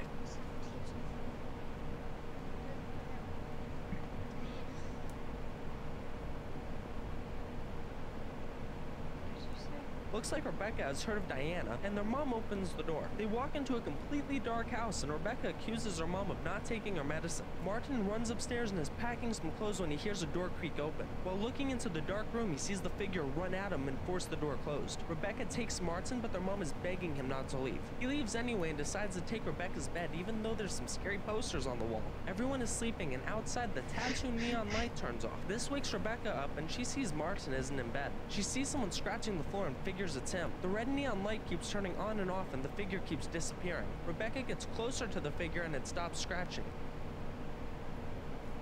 Uh-oh, here Jump we go. scare warning. I appreciate that. Thank God. This is gonna freak me out. I'm not gonna look. Nope. Yeah, I'm gonna jump. I'm gonna jump anyway. I'm okay. Alright, I'm glad I didn't see that. Switch and turns the lights on. Finds Martin sleeping in the bathtub, and it fast forwards to the next day. Rebecca gets a visit from the child services worker and basically gets told that she has to give Martin back to their mom. She tells Rebecca that she has to be a responsible guardian in order to get Martin indefinitely. And Rebecca says she could be one.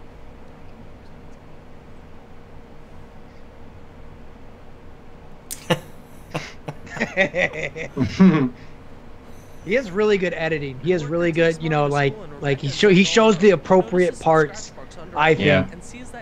And I actually really, minus this Martin word, I really like his delivery. He's I've been watching him, and I think I've done about 8 or 9 reviews for him on the small YouTube channel, and every one of them he's improved. So he's actually extremely receptive to criticism.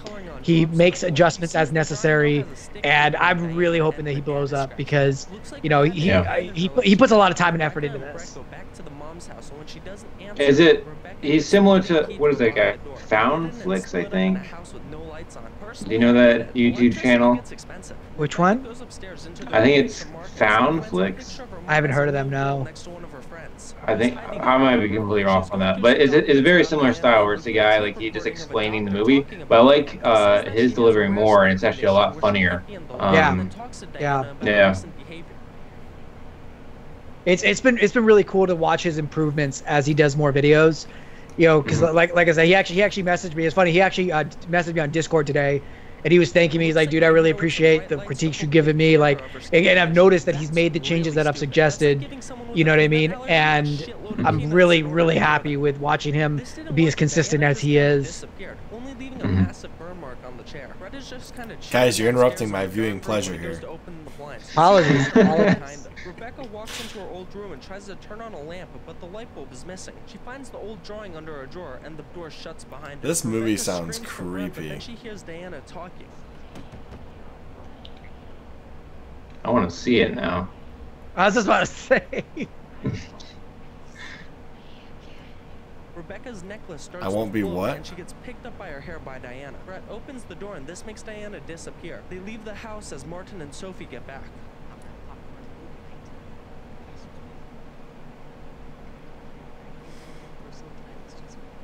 Whoa, whoa, whoa, whoa, whoa. What? Look at her face. That looks like a lobotomy mark. Where? Right at her nose, her eye nose, right there, that little mark there.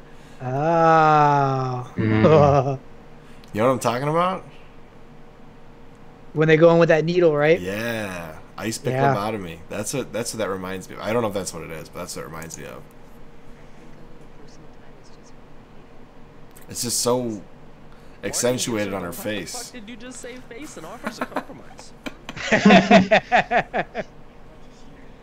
See what I'm saying? He's funny. I've enjoyed watching his delivery They're improve. watching a movie and Sophie gets up to turn out all the lights. This makes Martin really scared and Sophie tells him the story of Diana. As she tells the story about what happened to Diana, we see her in the background walking up to Martin. Martin looks up to see Diana right over him. He runs away to turn on the light. He can't do so and Diana gets mad and bitch slaps Sophie. Martin turns the lights on and runs out of the house. Martin runs to Rebecca's house and she tells him that his dad was doing a lot of research on Diana and how she was found in a basement at 13 and her dad killed himself with the words "she is in my head" written on the walls. She was brought to the Mulberry Hills Psychiatric Hospital where she met Sophie. She was known to be evil and can get inside people's head, so Rebecca thinks she got inside Sophie's and made her think they were friends. Now she comes whenever Sophie is at her worst. They hear a knock on the door and Rebecca assumes it's Brett. No one is there though when she answers it. She hears another knock and a door open in her room. She walks in and hears it in her closet. As she turns the closet light on, the scratching stops. She opens the door and while looking in the closet, Martin gets dragged under the bed. Rebecca pulls him out and they go back to their mom's house. They have an awkward dinner and Rebecca and Sophie get into an argument about Diana. Sophie runs upstairs and Martin tells Rebecca that he's going to stay with his mom. Obviously, Rebecca Chris is enraptured right now. He's like, what's going to happen next? Yeah, look at him. We can safely say that we really liked his content and his delivery. Yeah, he's completely enamored. Oh, yeah. I just want to know what happens. Like, shut up, Will. You gotta listen. I just want to know what happens. All right, guys. So, and actually, I want to do something a little different on this video. When we're done with this, click on his channel. I want you to pull up a video because I want to show you one thing about his delivery that I really enjoy. I just want to know what happens in this movie now. Okay, that's where I'm at. Rebecca goes down into the basement and is at the circuit breaker. We go back to Martin, who wakes up alone. He screams for Rebecca and takes the Chris isn't gonna change it. Nope.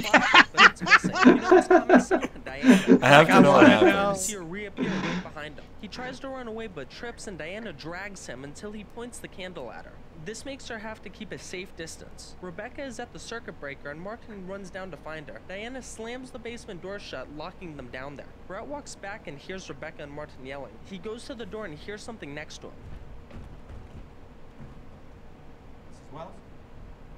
Oh my god. Diana grabs him and he moves the light away and throws him around like a ragdoll. She goes to attack him, but he pulls his phone light out to stop her. He hears footsteps running around him, and when Like, doesn't your phone have a light on it in the back? That damn 15-second auto lock really screwed him. She knocks the phone out of his hands and he runs outside, and when going under a bridge-like structure, Diana tackles him and picks him up, ready to fuck his day up. He gets dropped, but not by Diana, as he uses his car headlights to make her disappear. I swear, Brett is the smartest person in horror. The average person isn't going to be picked up by a monster and be like, how about I just unlock my car? Brett realizes he's had enough and drives away. Rebecca hears this and is in denial, but so Martin awesome hits to her see with this the truth. delivery improve.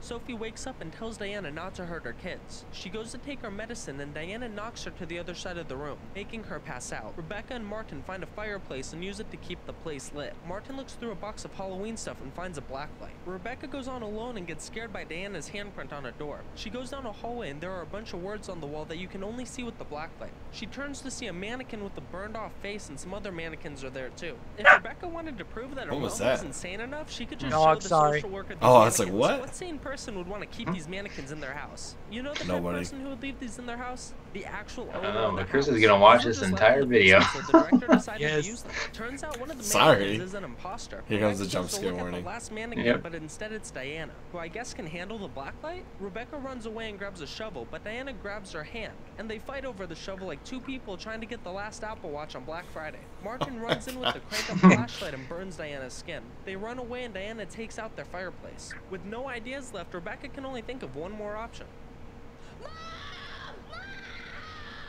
This doesn't wake Sophie up and Rebecca hears police sirens and Brett called the police to help them. The police don't listen to his warnings and they go in the house. They hear Rebecca course and not. Martin and try to unlock the basement. Mhm. Sophie hears this and tries to help her family. Sorry guys if you're watching She this. uses an item on the shelf to break the knob open, giving us a cool Yeah. transition scene. The cops open the basement door and they see Diana peeking her body out from around the doorway. One of the cops goes to see who is there and gets thrown to the ground. Here's another really cool scene where the cop is shooting at Diana and she disappears every time the gun shoots. Oh Because my of the god. Yeah, it is cool. The cop gets attacked and then the other officer tries to go see what happened. Rebecca and Martin see the officer and Diana fucked her shit up. Brett comes back inside and Rebecca tries to take Martin outside while she stays inside to look for her mom. While searching, she hears Diana talking to her.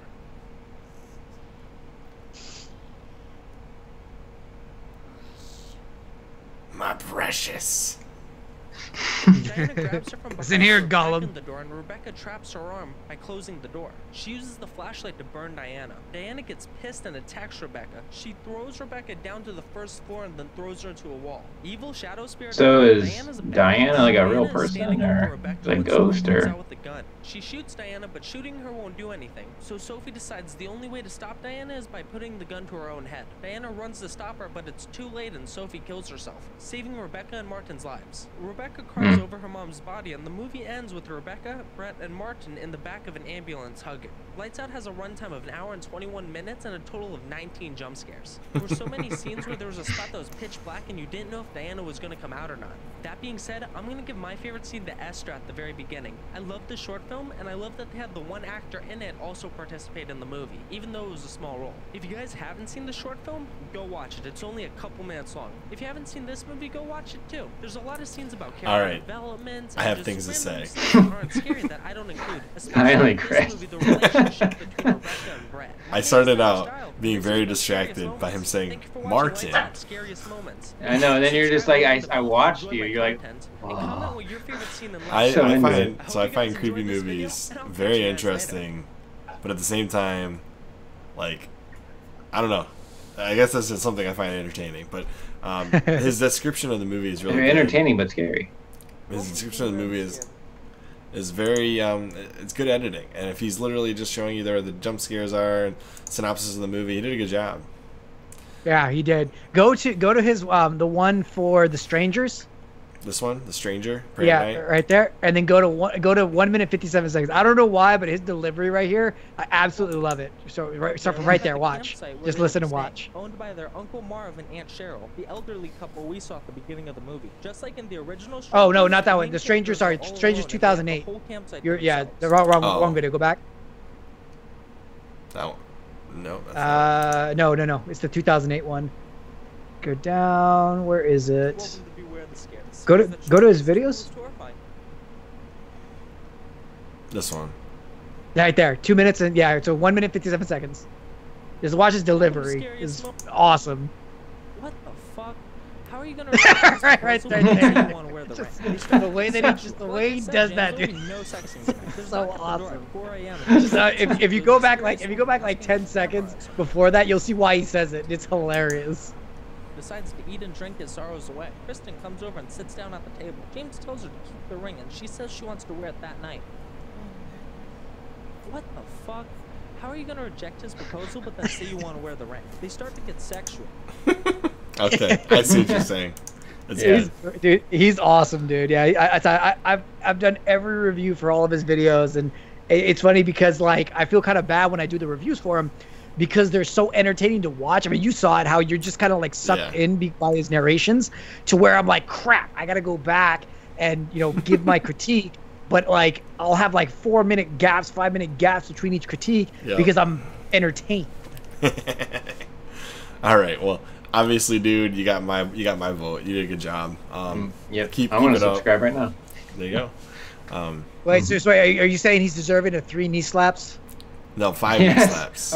I forgot that's what we did last time. Oh man. You only remembered a few times, Will, so it's not like it's a big deal. I did it several. I did it quite a few times actually. You did it for High Heel Night. I don't remember anything else. He did it for 3 more. I remember he gave some slaps. He gave some slaps. Okay. 5 knee slaps. Got it. Yes.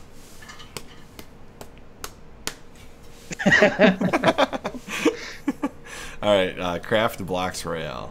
Boom. A lick to his channel. Link to his channel. What did you do, Chris?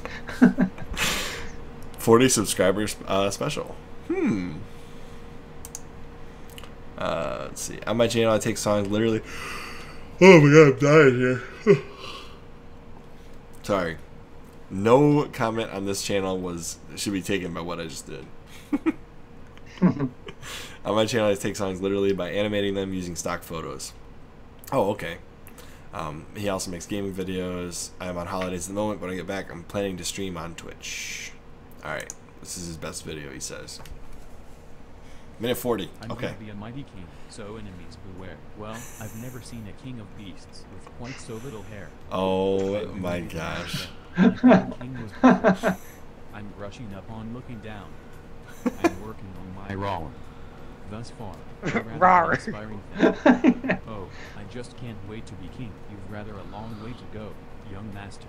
If you think no one saying do this, no one saying be there. What I meant was no one saying stop that. No one Oh saying, my god. now see you. Well, that's definitely out. Again, this is the why not. I think This is I'm telling. I need to go make a freaking subreddit called "Why Not" videos. Yep. You know what I mean? Genre "Why Not." Just That might exist. I swear to God, it'll make so much freaking. I'll get so many views. This child is getting wildly out of hand. Oh, I just can't wait to be king.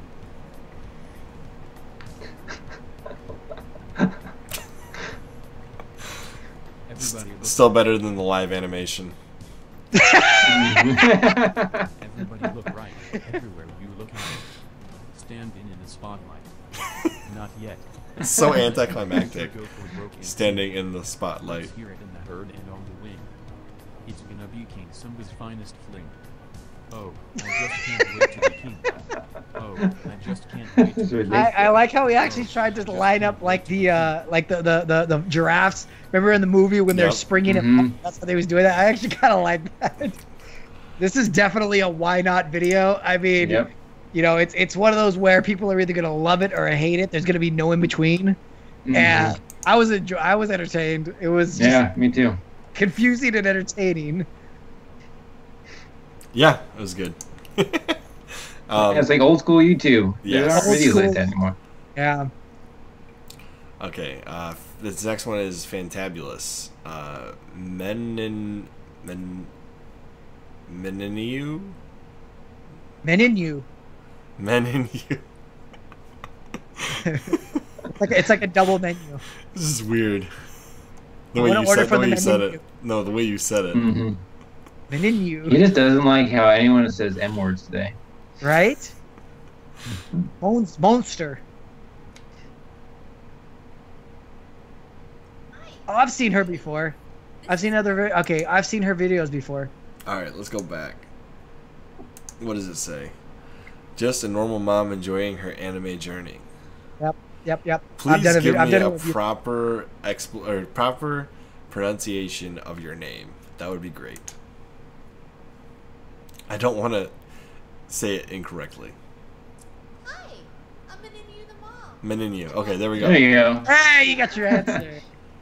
She should get an upvote just for that. Yes. For predicting the future and knowing Chris's question. There you go. Hey, there's an R2-D2 stocking there for you, Will. Oh, but first order. Do they cancel each other out?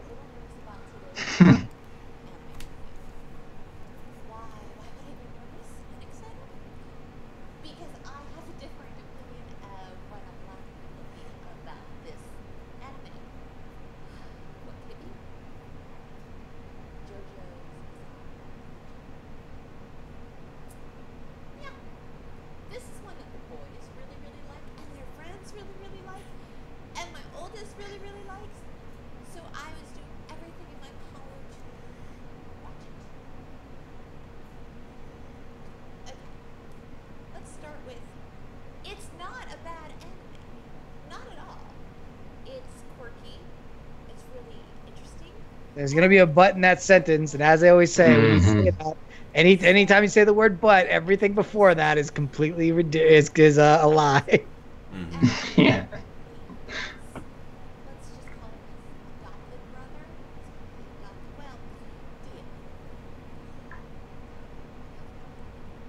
she's super animated in her facial expressions. You know, it's like that's entertaining to me. So it's like it's like one of those like just cool moms where you're like, you know, you would be embarrassed to have her as a mom, but as the friend, you're like, dude, I want to kick it with your mom because she wants to talk about anime. You know what I mean? Like, that's the kind of mom she reminds me of, like, right off the bat. Like if I had her as a mom, I'd be like, get out of my life. Like I'm adopted. I don't know. I did not come out of you.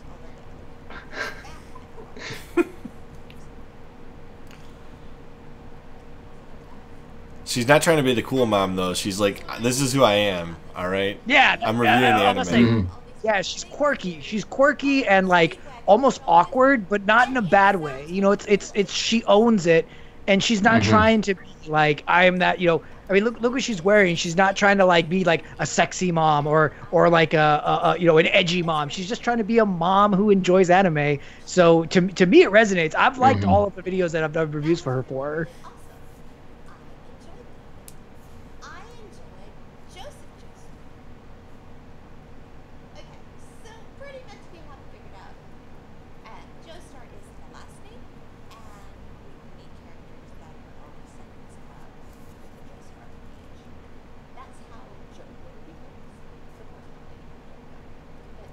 So the only thing that I would say right off the bat is I would have something else other than just you talking to us, like oh yeah, clips of the animation. Yeah, that was exactly my comment too. Yeah. That'll keep a lot, people a lot more entertained, because the thing is your draw right now is you have JoJo's Bizarre Adventure. It's a very popular anime that a lot of people are probably going to search, and if they click on this, they're going to want to see it. They're going to want to, because it's going to have them relive. It's going to have them reliving those moments of watching that anime. And I want to see the clips, you know, where there's some scenes that like just resonate with me. And if you show that while you're talking, it's going to keep me interested in listening to what you have to say. And then on top of that, agreed. You could even just do what Nerdtalk does and just put like little things up in the corner. You know, I mean, but I like how she doesn't cuss too. It's such a mom thing. What the heck? I love it. I love it. She owns her character, dude, and she does a great job. I think this is a good channel. I think it's just something. There's definitely improvements you can make over time, and just make it better overall. Like including cuts of the thing you're talking about, including. That sounded so bad, Chris. What? It's good, but fix everything. That's not what I said. That's essentially what you said. No, the biggest things to fix right off the bat for me: add cuts. You need to get a better microphone, because the what's the word? The echo is really kind of setting me off a little bit with your audio. So a shotgun mic or a lavalier mic, they'll be dirt cheap. You know, and other than that, you know, keep being your quirky self, because it's entertaining to me. Will, he said the exact same thing I said, and you gave him no crap. It's all on how I said it, Chris. Because I'm the guest. All right, whatever you say. I'm done with this. All right, good channel. Thank you. I'm not gonna say anything. Yeah. No comments. All right, I hope I can make it just in time. Channel name, ItzBlue. I don't think technically this person was on time. No, I'm just kidding. Let's see how many we got left. 1, That'd be such a downvote on to the next one. 4, 5, 6. Holy cow. Well, if Chris didn't watch that entire video.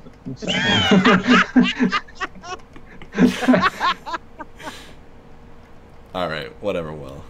Let's see. What's next? Is the acid one? Yeah, this one. What? Yeah, the name said acid in it. Oh, is he taking acid Whoa, on video? What in the world is this channel? All right, based on that, I'm just going right to the video. I got no comments on that channel. See what this guy's going through. All right, how are all you fellow? Everybody uses that particular song in their videos. They do. Everybody. Today I'm going to be talking about the most horrible thing in the world. Hey, Canadian, a boat. I was waiting for Chris to say something about his pronunciation, but no. I don't want to say her name, just in case she sees this. But I mean, well, she'll probably figure it out anyway. But I'm gonna just call her fucking Mr. Bean. Okay? So Mr. Bean is okay. All right. So here's the thing. I don't know if this person is. Really? This is what this video is. Oh, sorry, I just burped there. But so yeah, 90 IQ is not retarded. So I don't think she is. But Okay, no, I'm not watching this video. I'm sorry, I can't. Your narration is okay, but this story doesn't belong on YouTube. I'm sorry. It just doesn't. It just doesn't belong on YouTube. This is only going to cause problems for you. Yeah. My recommendation: don't do this story. Take it off YouTube. Story time is fine. Audio is fine. The gameplay in the background's fine. Please do different stories. All right, this is not going to help you, and you're going to hurt somebody if they figure out you're talking about them.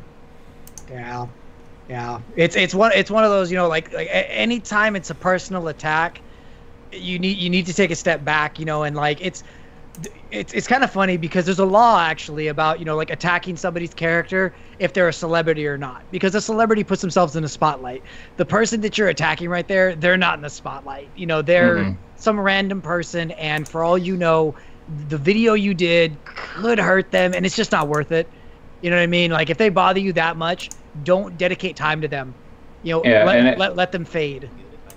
That little thing that you clicked on with the banner that said suicide, Chris, was that for that video? Yeah. So, I mean, not to get too real, but something like that could cause that. So be careful with that kind of content. Yeah, and you could actually be liable for stuff like that. If you drive somebody to do that, you can get in trouble for manslaughter. Like, it's a very serious thing, you know. So it's never worth it, man. You know, or you know, whoever your name was, like it's not worth it. You know, just take a step back, please.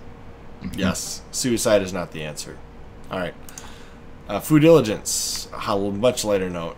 He's gonna eat. Oh, and I've used this song in a video before. He's eating every. Wait, what is he eating? Oh, Airhead. Okay. He just drool on his face. Yep. He's enjoying it. Bless his heart. Tacos. His shirt says tacos. Does it? Yeah, it does. In katakana.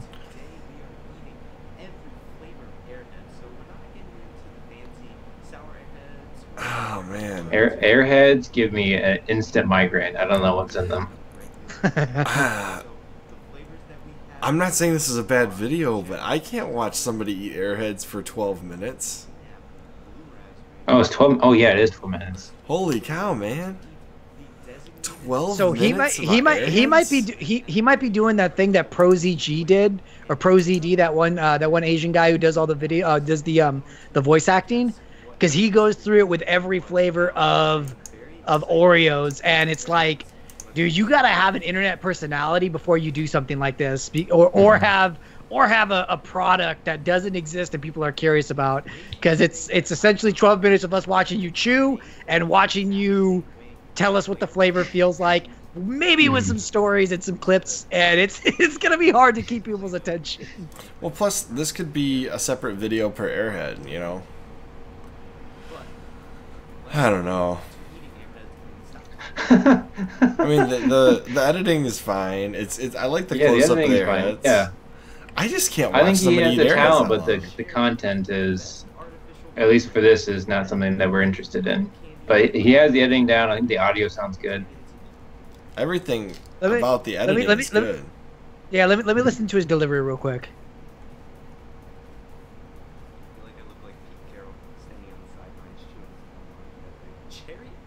Okay. Actually, so one thing I'm gonna say right off the bat. Are you guys familiar with It's a Potter Party? Yeah. Okay, so if you watch her videos, she does a video where she actually eats jelly beans. The reason why it's enjoyable is because they're those jelly beans from Harry Potter. And they those yeah. They taste horrible. Yeah. Birdie bots every flavor beans.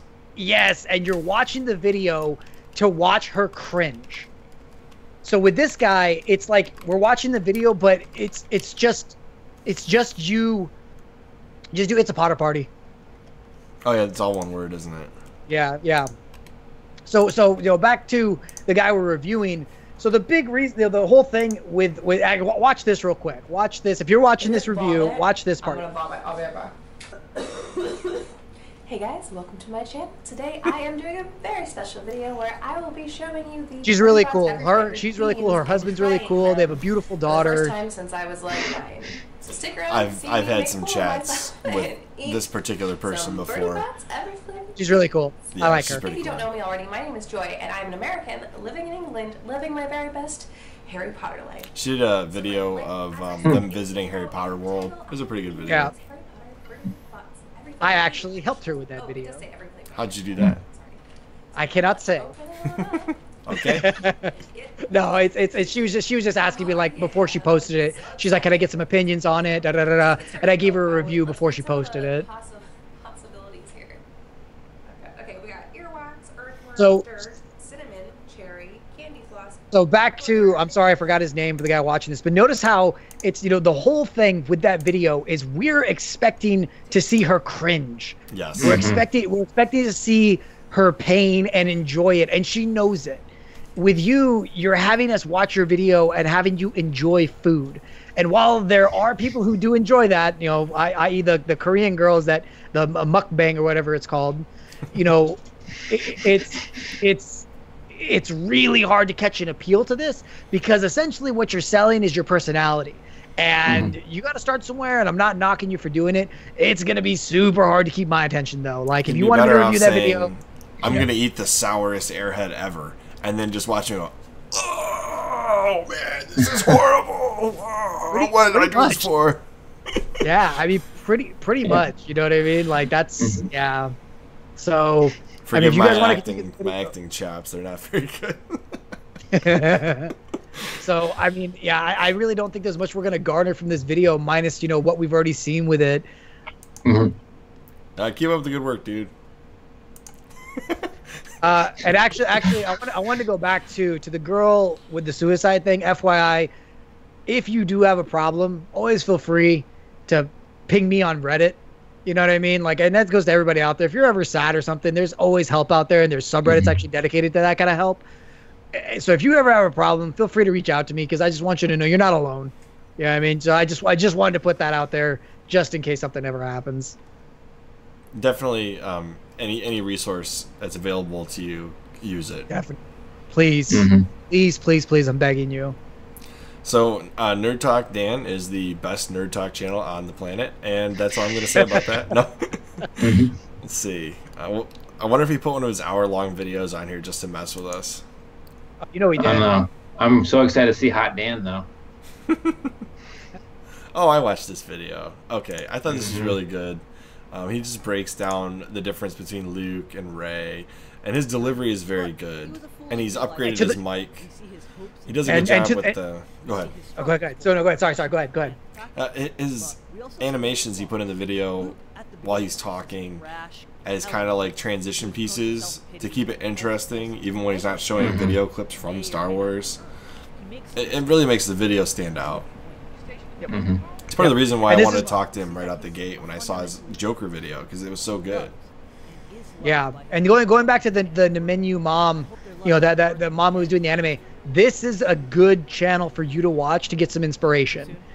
The way he does this kind of videos, you know, only thing you're gonna switch is he uses an avatar instead of his face. So you're gonna use your face, but you could do literally what he's doing right here. Yeah. I would actually even say, if you don't want to go through and do all this editing, a better one to look at is this one, because let's see, he actually is on the screen and he puts things in the side here, little interesting tidbits, and he cuts out anything that's uninteresting or he doesn't want to leave there. Like, and he even makes fun of himself while he's doing the video. Yeah.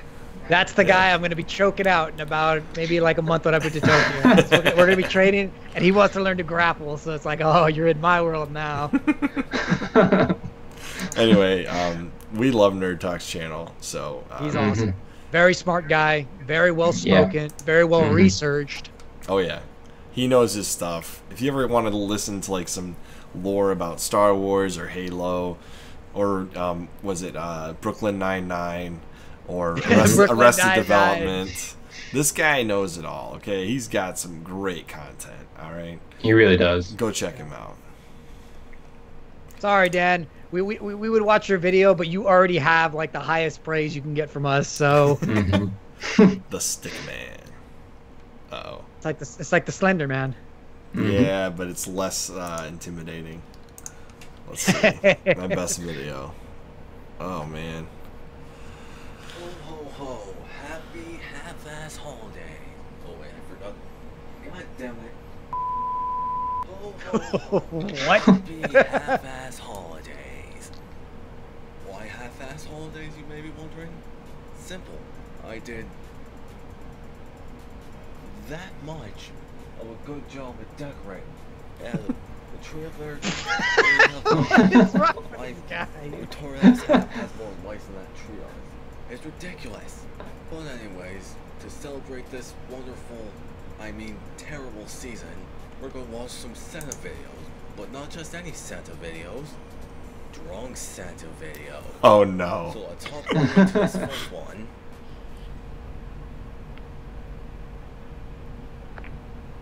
Mike Romeo 4. Guys just literally throwing puns out his car. Like, I remember Liverpool being was fancy. Get off my tail, cops. Dude, here. Give this to your dirty bitch. That was a good edit. I don't care.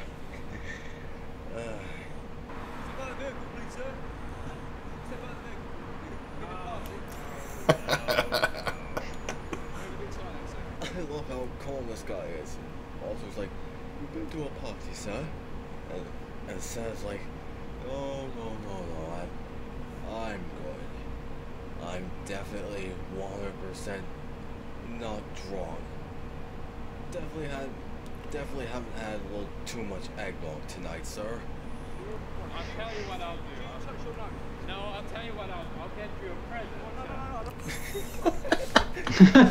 Also, can you do your notes, Great. please? Santa, oh, I'll say I'll do that. I'll tell you what I will do. I'll give you a present. And that present is 5 gallons of special North Pole vodka. Soviet era. What? You seem like a really nice boy. You seem like a really nice boy. Watch. I'm not in a mood for it. Oh, I'm in a mood. I'm in a I'm in all moods. You look kind of cute tonight. 1, 2, 3. This ain't gonna work, chap. This ain't gonna work. 4. Yeah.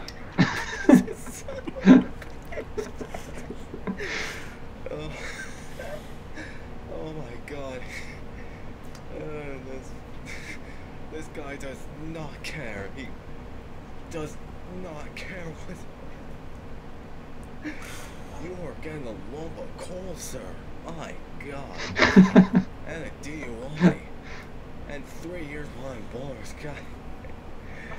Oh my god.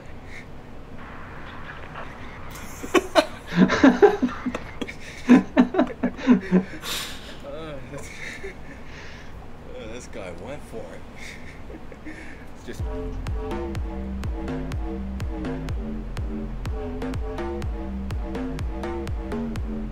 Is he recreating? Wow.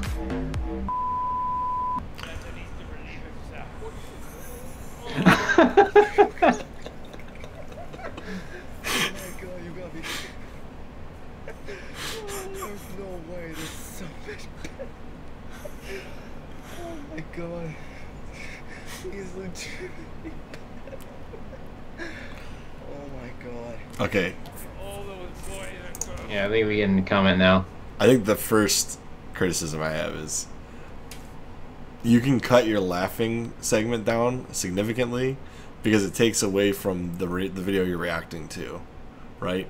So if you're laughing for 10 seconds, you're losing laughter from the content you're reacting to. Does that make sense? Like, for example, when he's, I want to say it's here, where he starts laughing. No, that's not it. This part's good. Where's the part where he's like laughing? Right here. He's laughing for far too long. Yeah.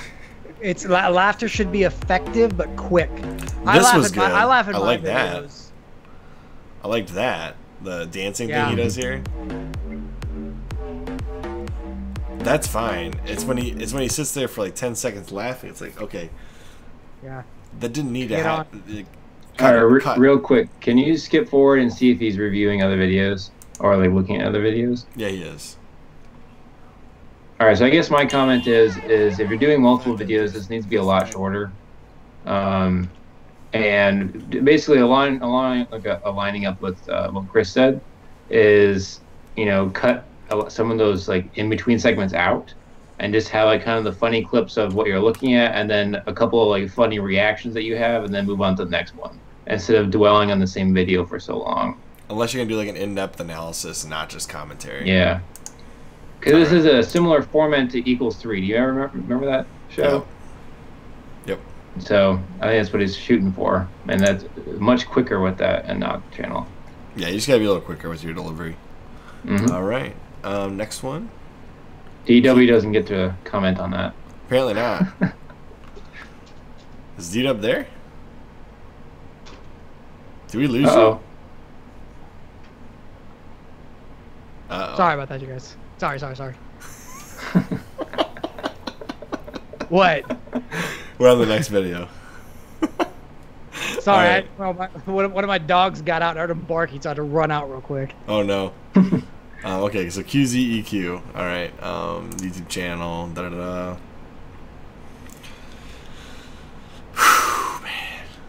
I'm just thinking about all the timestamps I got to put into this. All right, let's see. Oh, so he's like does like video game reviews. Okay. New highlights every Friday. All right, cool. Finnish gaming. Let's see what this thing is. Well, Finnish, yeah, like Finland, yeah. Yeah. Next-gen consoles are out, and the new Call of Duty had dynamic maps, cool new game modes, new ways to move in combat, epic promo campaigns. All right, let's see. How many more do we have left to go after this? Aliens, fish AI, and even Eminem made a song as a pre-order bonus for this game. And with all of this hype, people... I think we're going to have to cut this video here. We're at like 2 hours, 30 minutes. Okay. After this one. Of course I did. Go back. Yep. Alright, so this is Qzeq. We're going to finish off the first part with this one. Next-gen consoles are out, and the new Call of Duty had dynamic maps, cool new game modes, new ways to move in combat, epic promo campaign led by big names, doggies, aliens, fish AI, and even Eminem made a song as a pre-order bonus for this game. And with all of this hype, people said the game was shit. Yep. Regardless, yes I did. Did I get the season pass? Of course I did. Did I get the unicorn and camels for my guns? Sure, why not? Did I get the Snoop Dogg voiceover pack for multiplayer? No, please tell me you did not do that. Oh my gosh. Of course. Of course I did. Later, let's find out. And here we are in the multiplayer. Advanced Warfare has arrived and is available now. When has this game been last patched? Level 80. I didn't even realize I played on this PSN account. Do you ever open up your old saves and you're like, what is this? Don't worry about my stats, just don't look at them.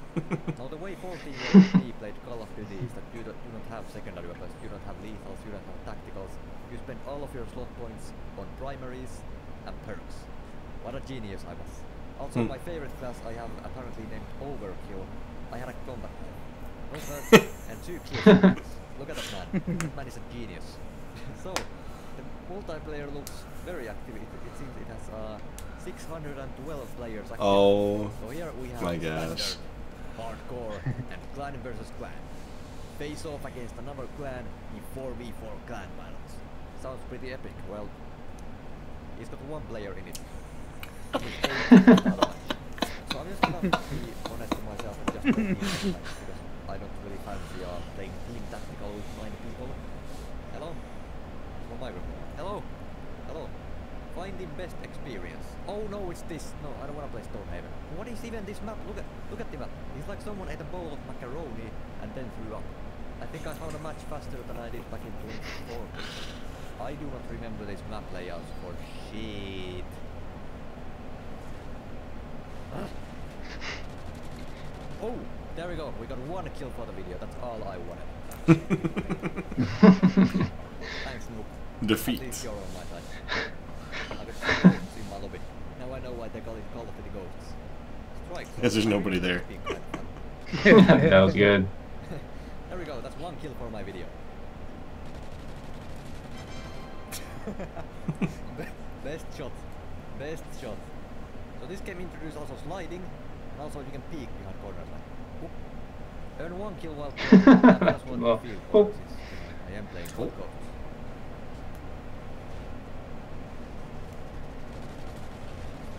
There we go. That's how you do your field orders. What is this? We lost the lead from Marquez Trick. Sorry, Snoop. I'm trying my best. I got a dog. Snoop Dogg just makes this hilarious. Mm-hmm. Sorry, Snoop. I just What? get my care package. I didn't even know that was a thing.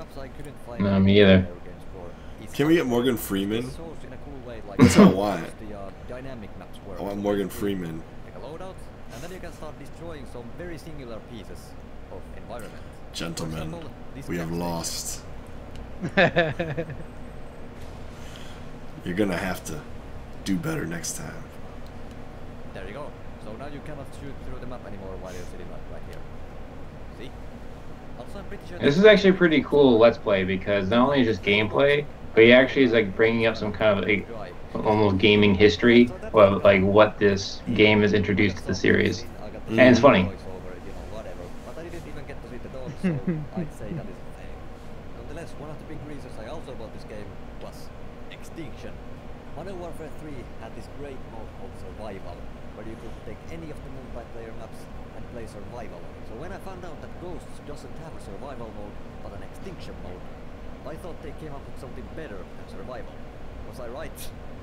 Let's find out. You know, for a lot of Extinction, this looks pretty extinct. So basically, this game came out with 1 Extinction map, and the rest of the map and most of the storyline came with the bonus maps. Well, I have all of the bonus maps, but it seems like I haven't done. I'm actually surprised that many people are still playing. Right. This is like the one Call of Duty game that I never hear anything about, ever. Basically, the story is that from campaign, the big space station shot Other than people hated it. and everyone on Earth turned into aliens. This mode is way much easier than just playing zombies, because in zombies, the zombies are chasing you, but in this game mode, they seem to all be attracted to this drill device. Oh! Bad dog! Bad dog! Once you have drilled 1 place, you can open up a 2nd place to drill. So you just pick up the drill, pop it back down, and shoot more of these alien dogs trying to get at it. Stop humping the drill! See, but Zombies is so much better than whatever this is. Yeah. But his, you know, his video is good because it invokes discussion. Mhm. Yeah. I think it's worth it. Aliens. And his narration is really good. What? I don't want to bro pain. What? I need to go to the next place. In 15 aliens were prone. Do you think I'm gonna go prone with all of these humping aliens going around? I think I've watched his voice sounds familiar. I think I reviewed one of his videos before. Protect the helicopter from scorpions. Oh, there's scorpions. Yeah, I have actually. Okay, yep, I have. Yeah, I like this guy. Yeah, it's funny because I'm not a fan of first-person shooters like at all, but he is very entertaining. Well, mission failed. Killed in action.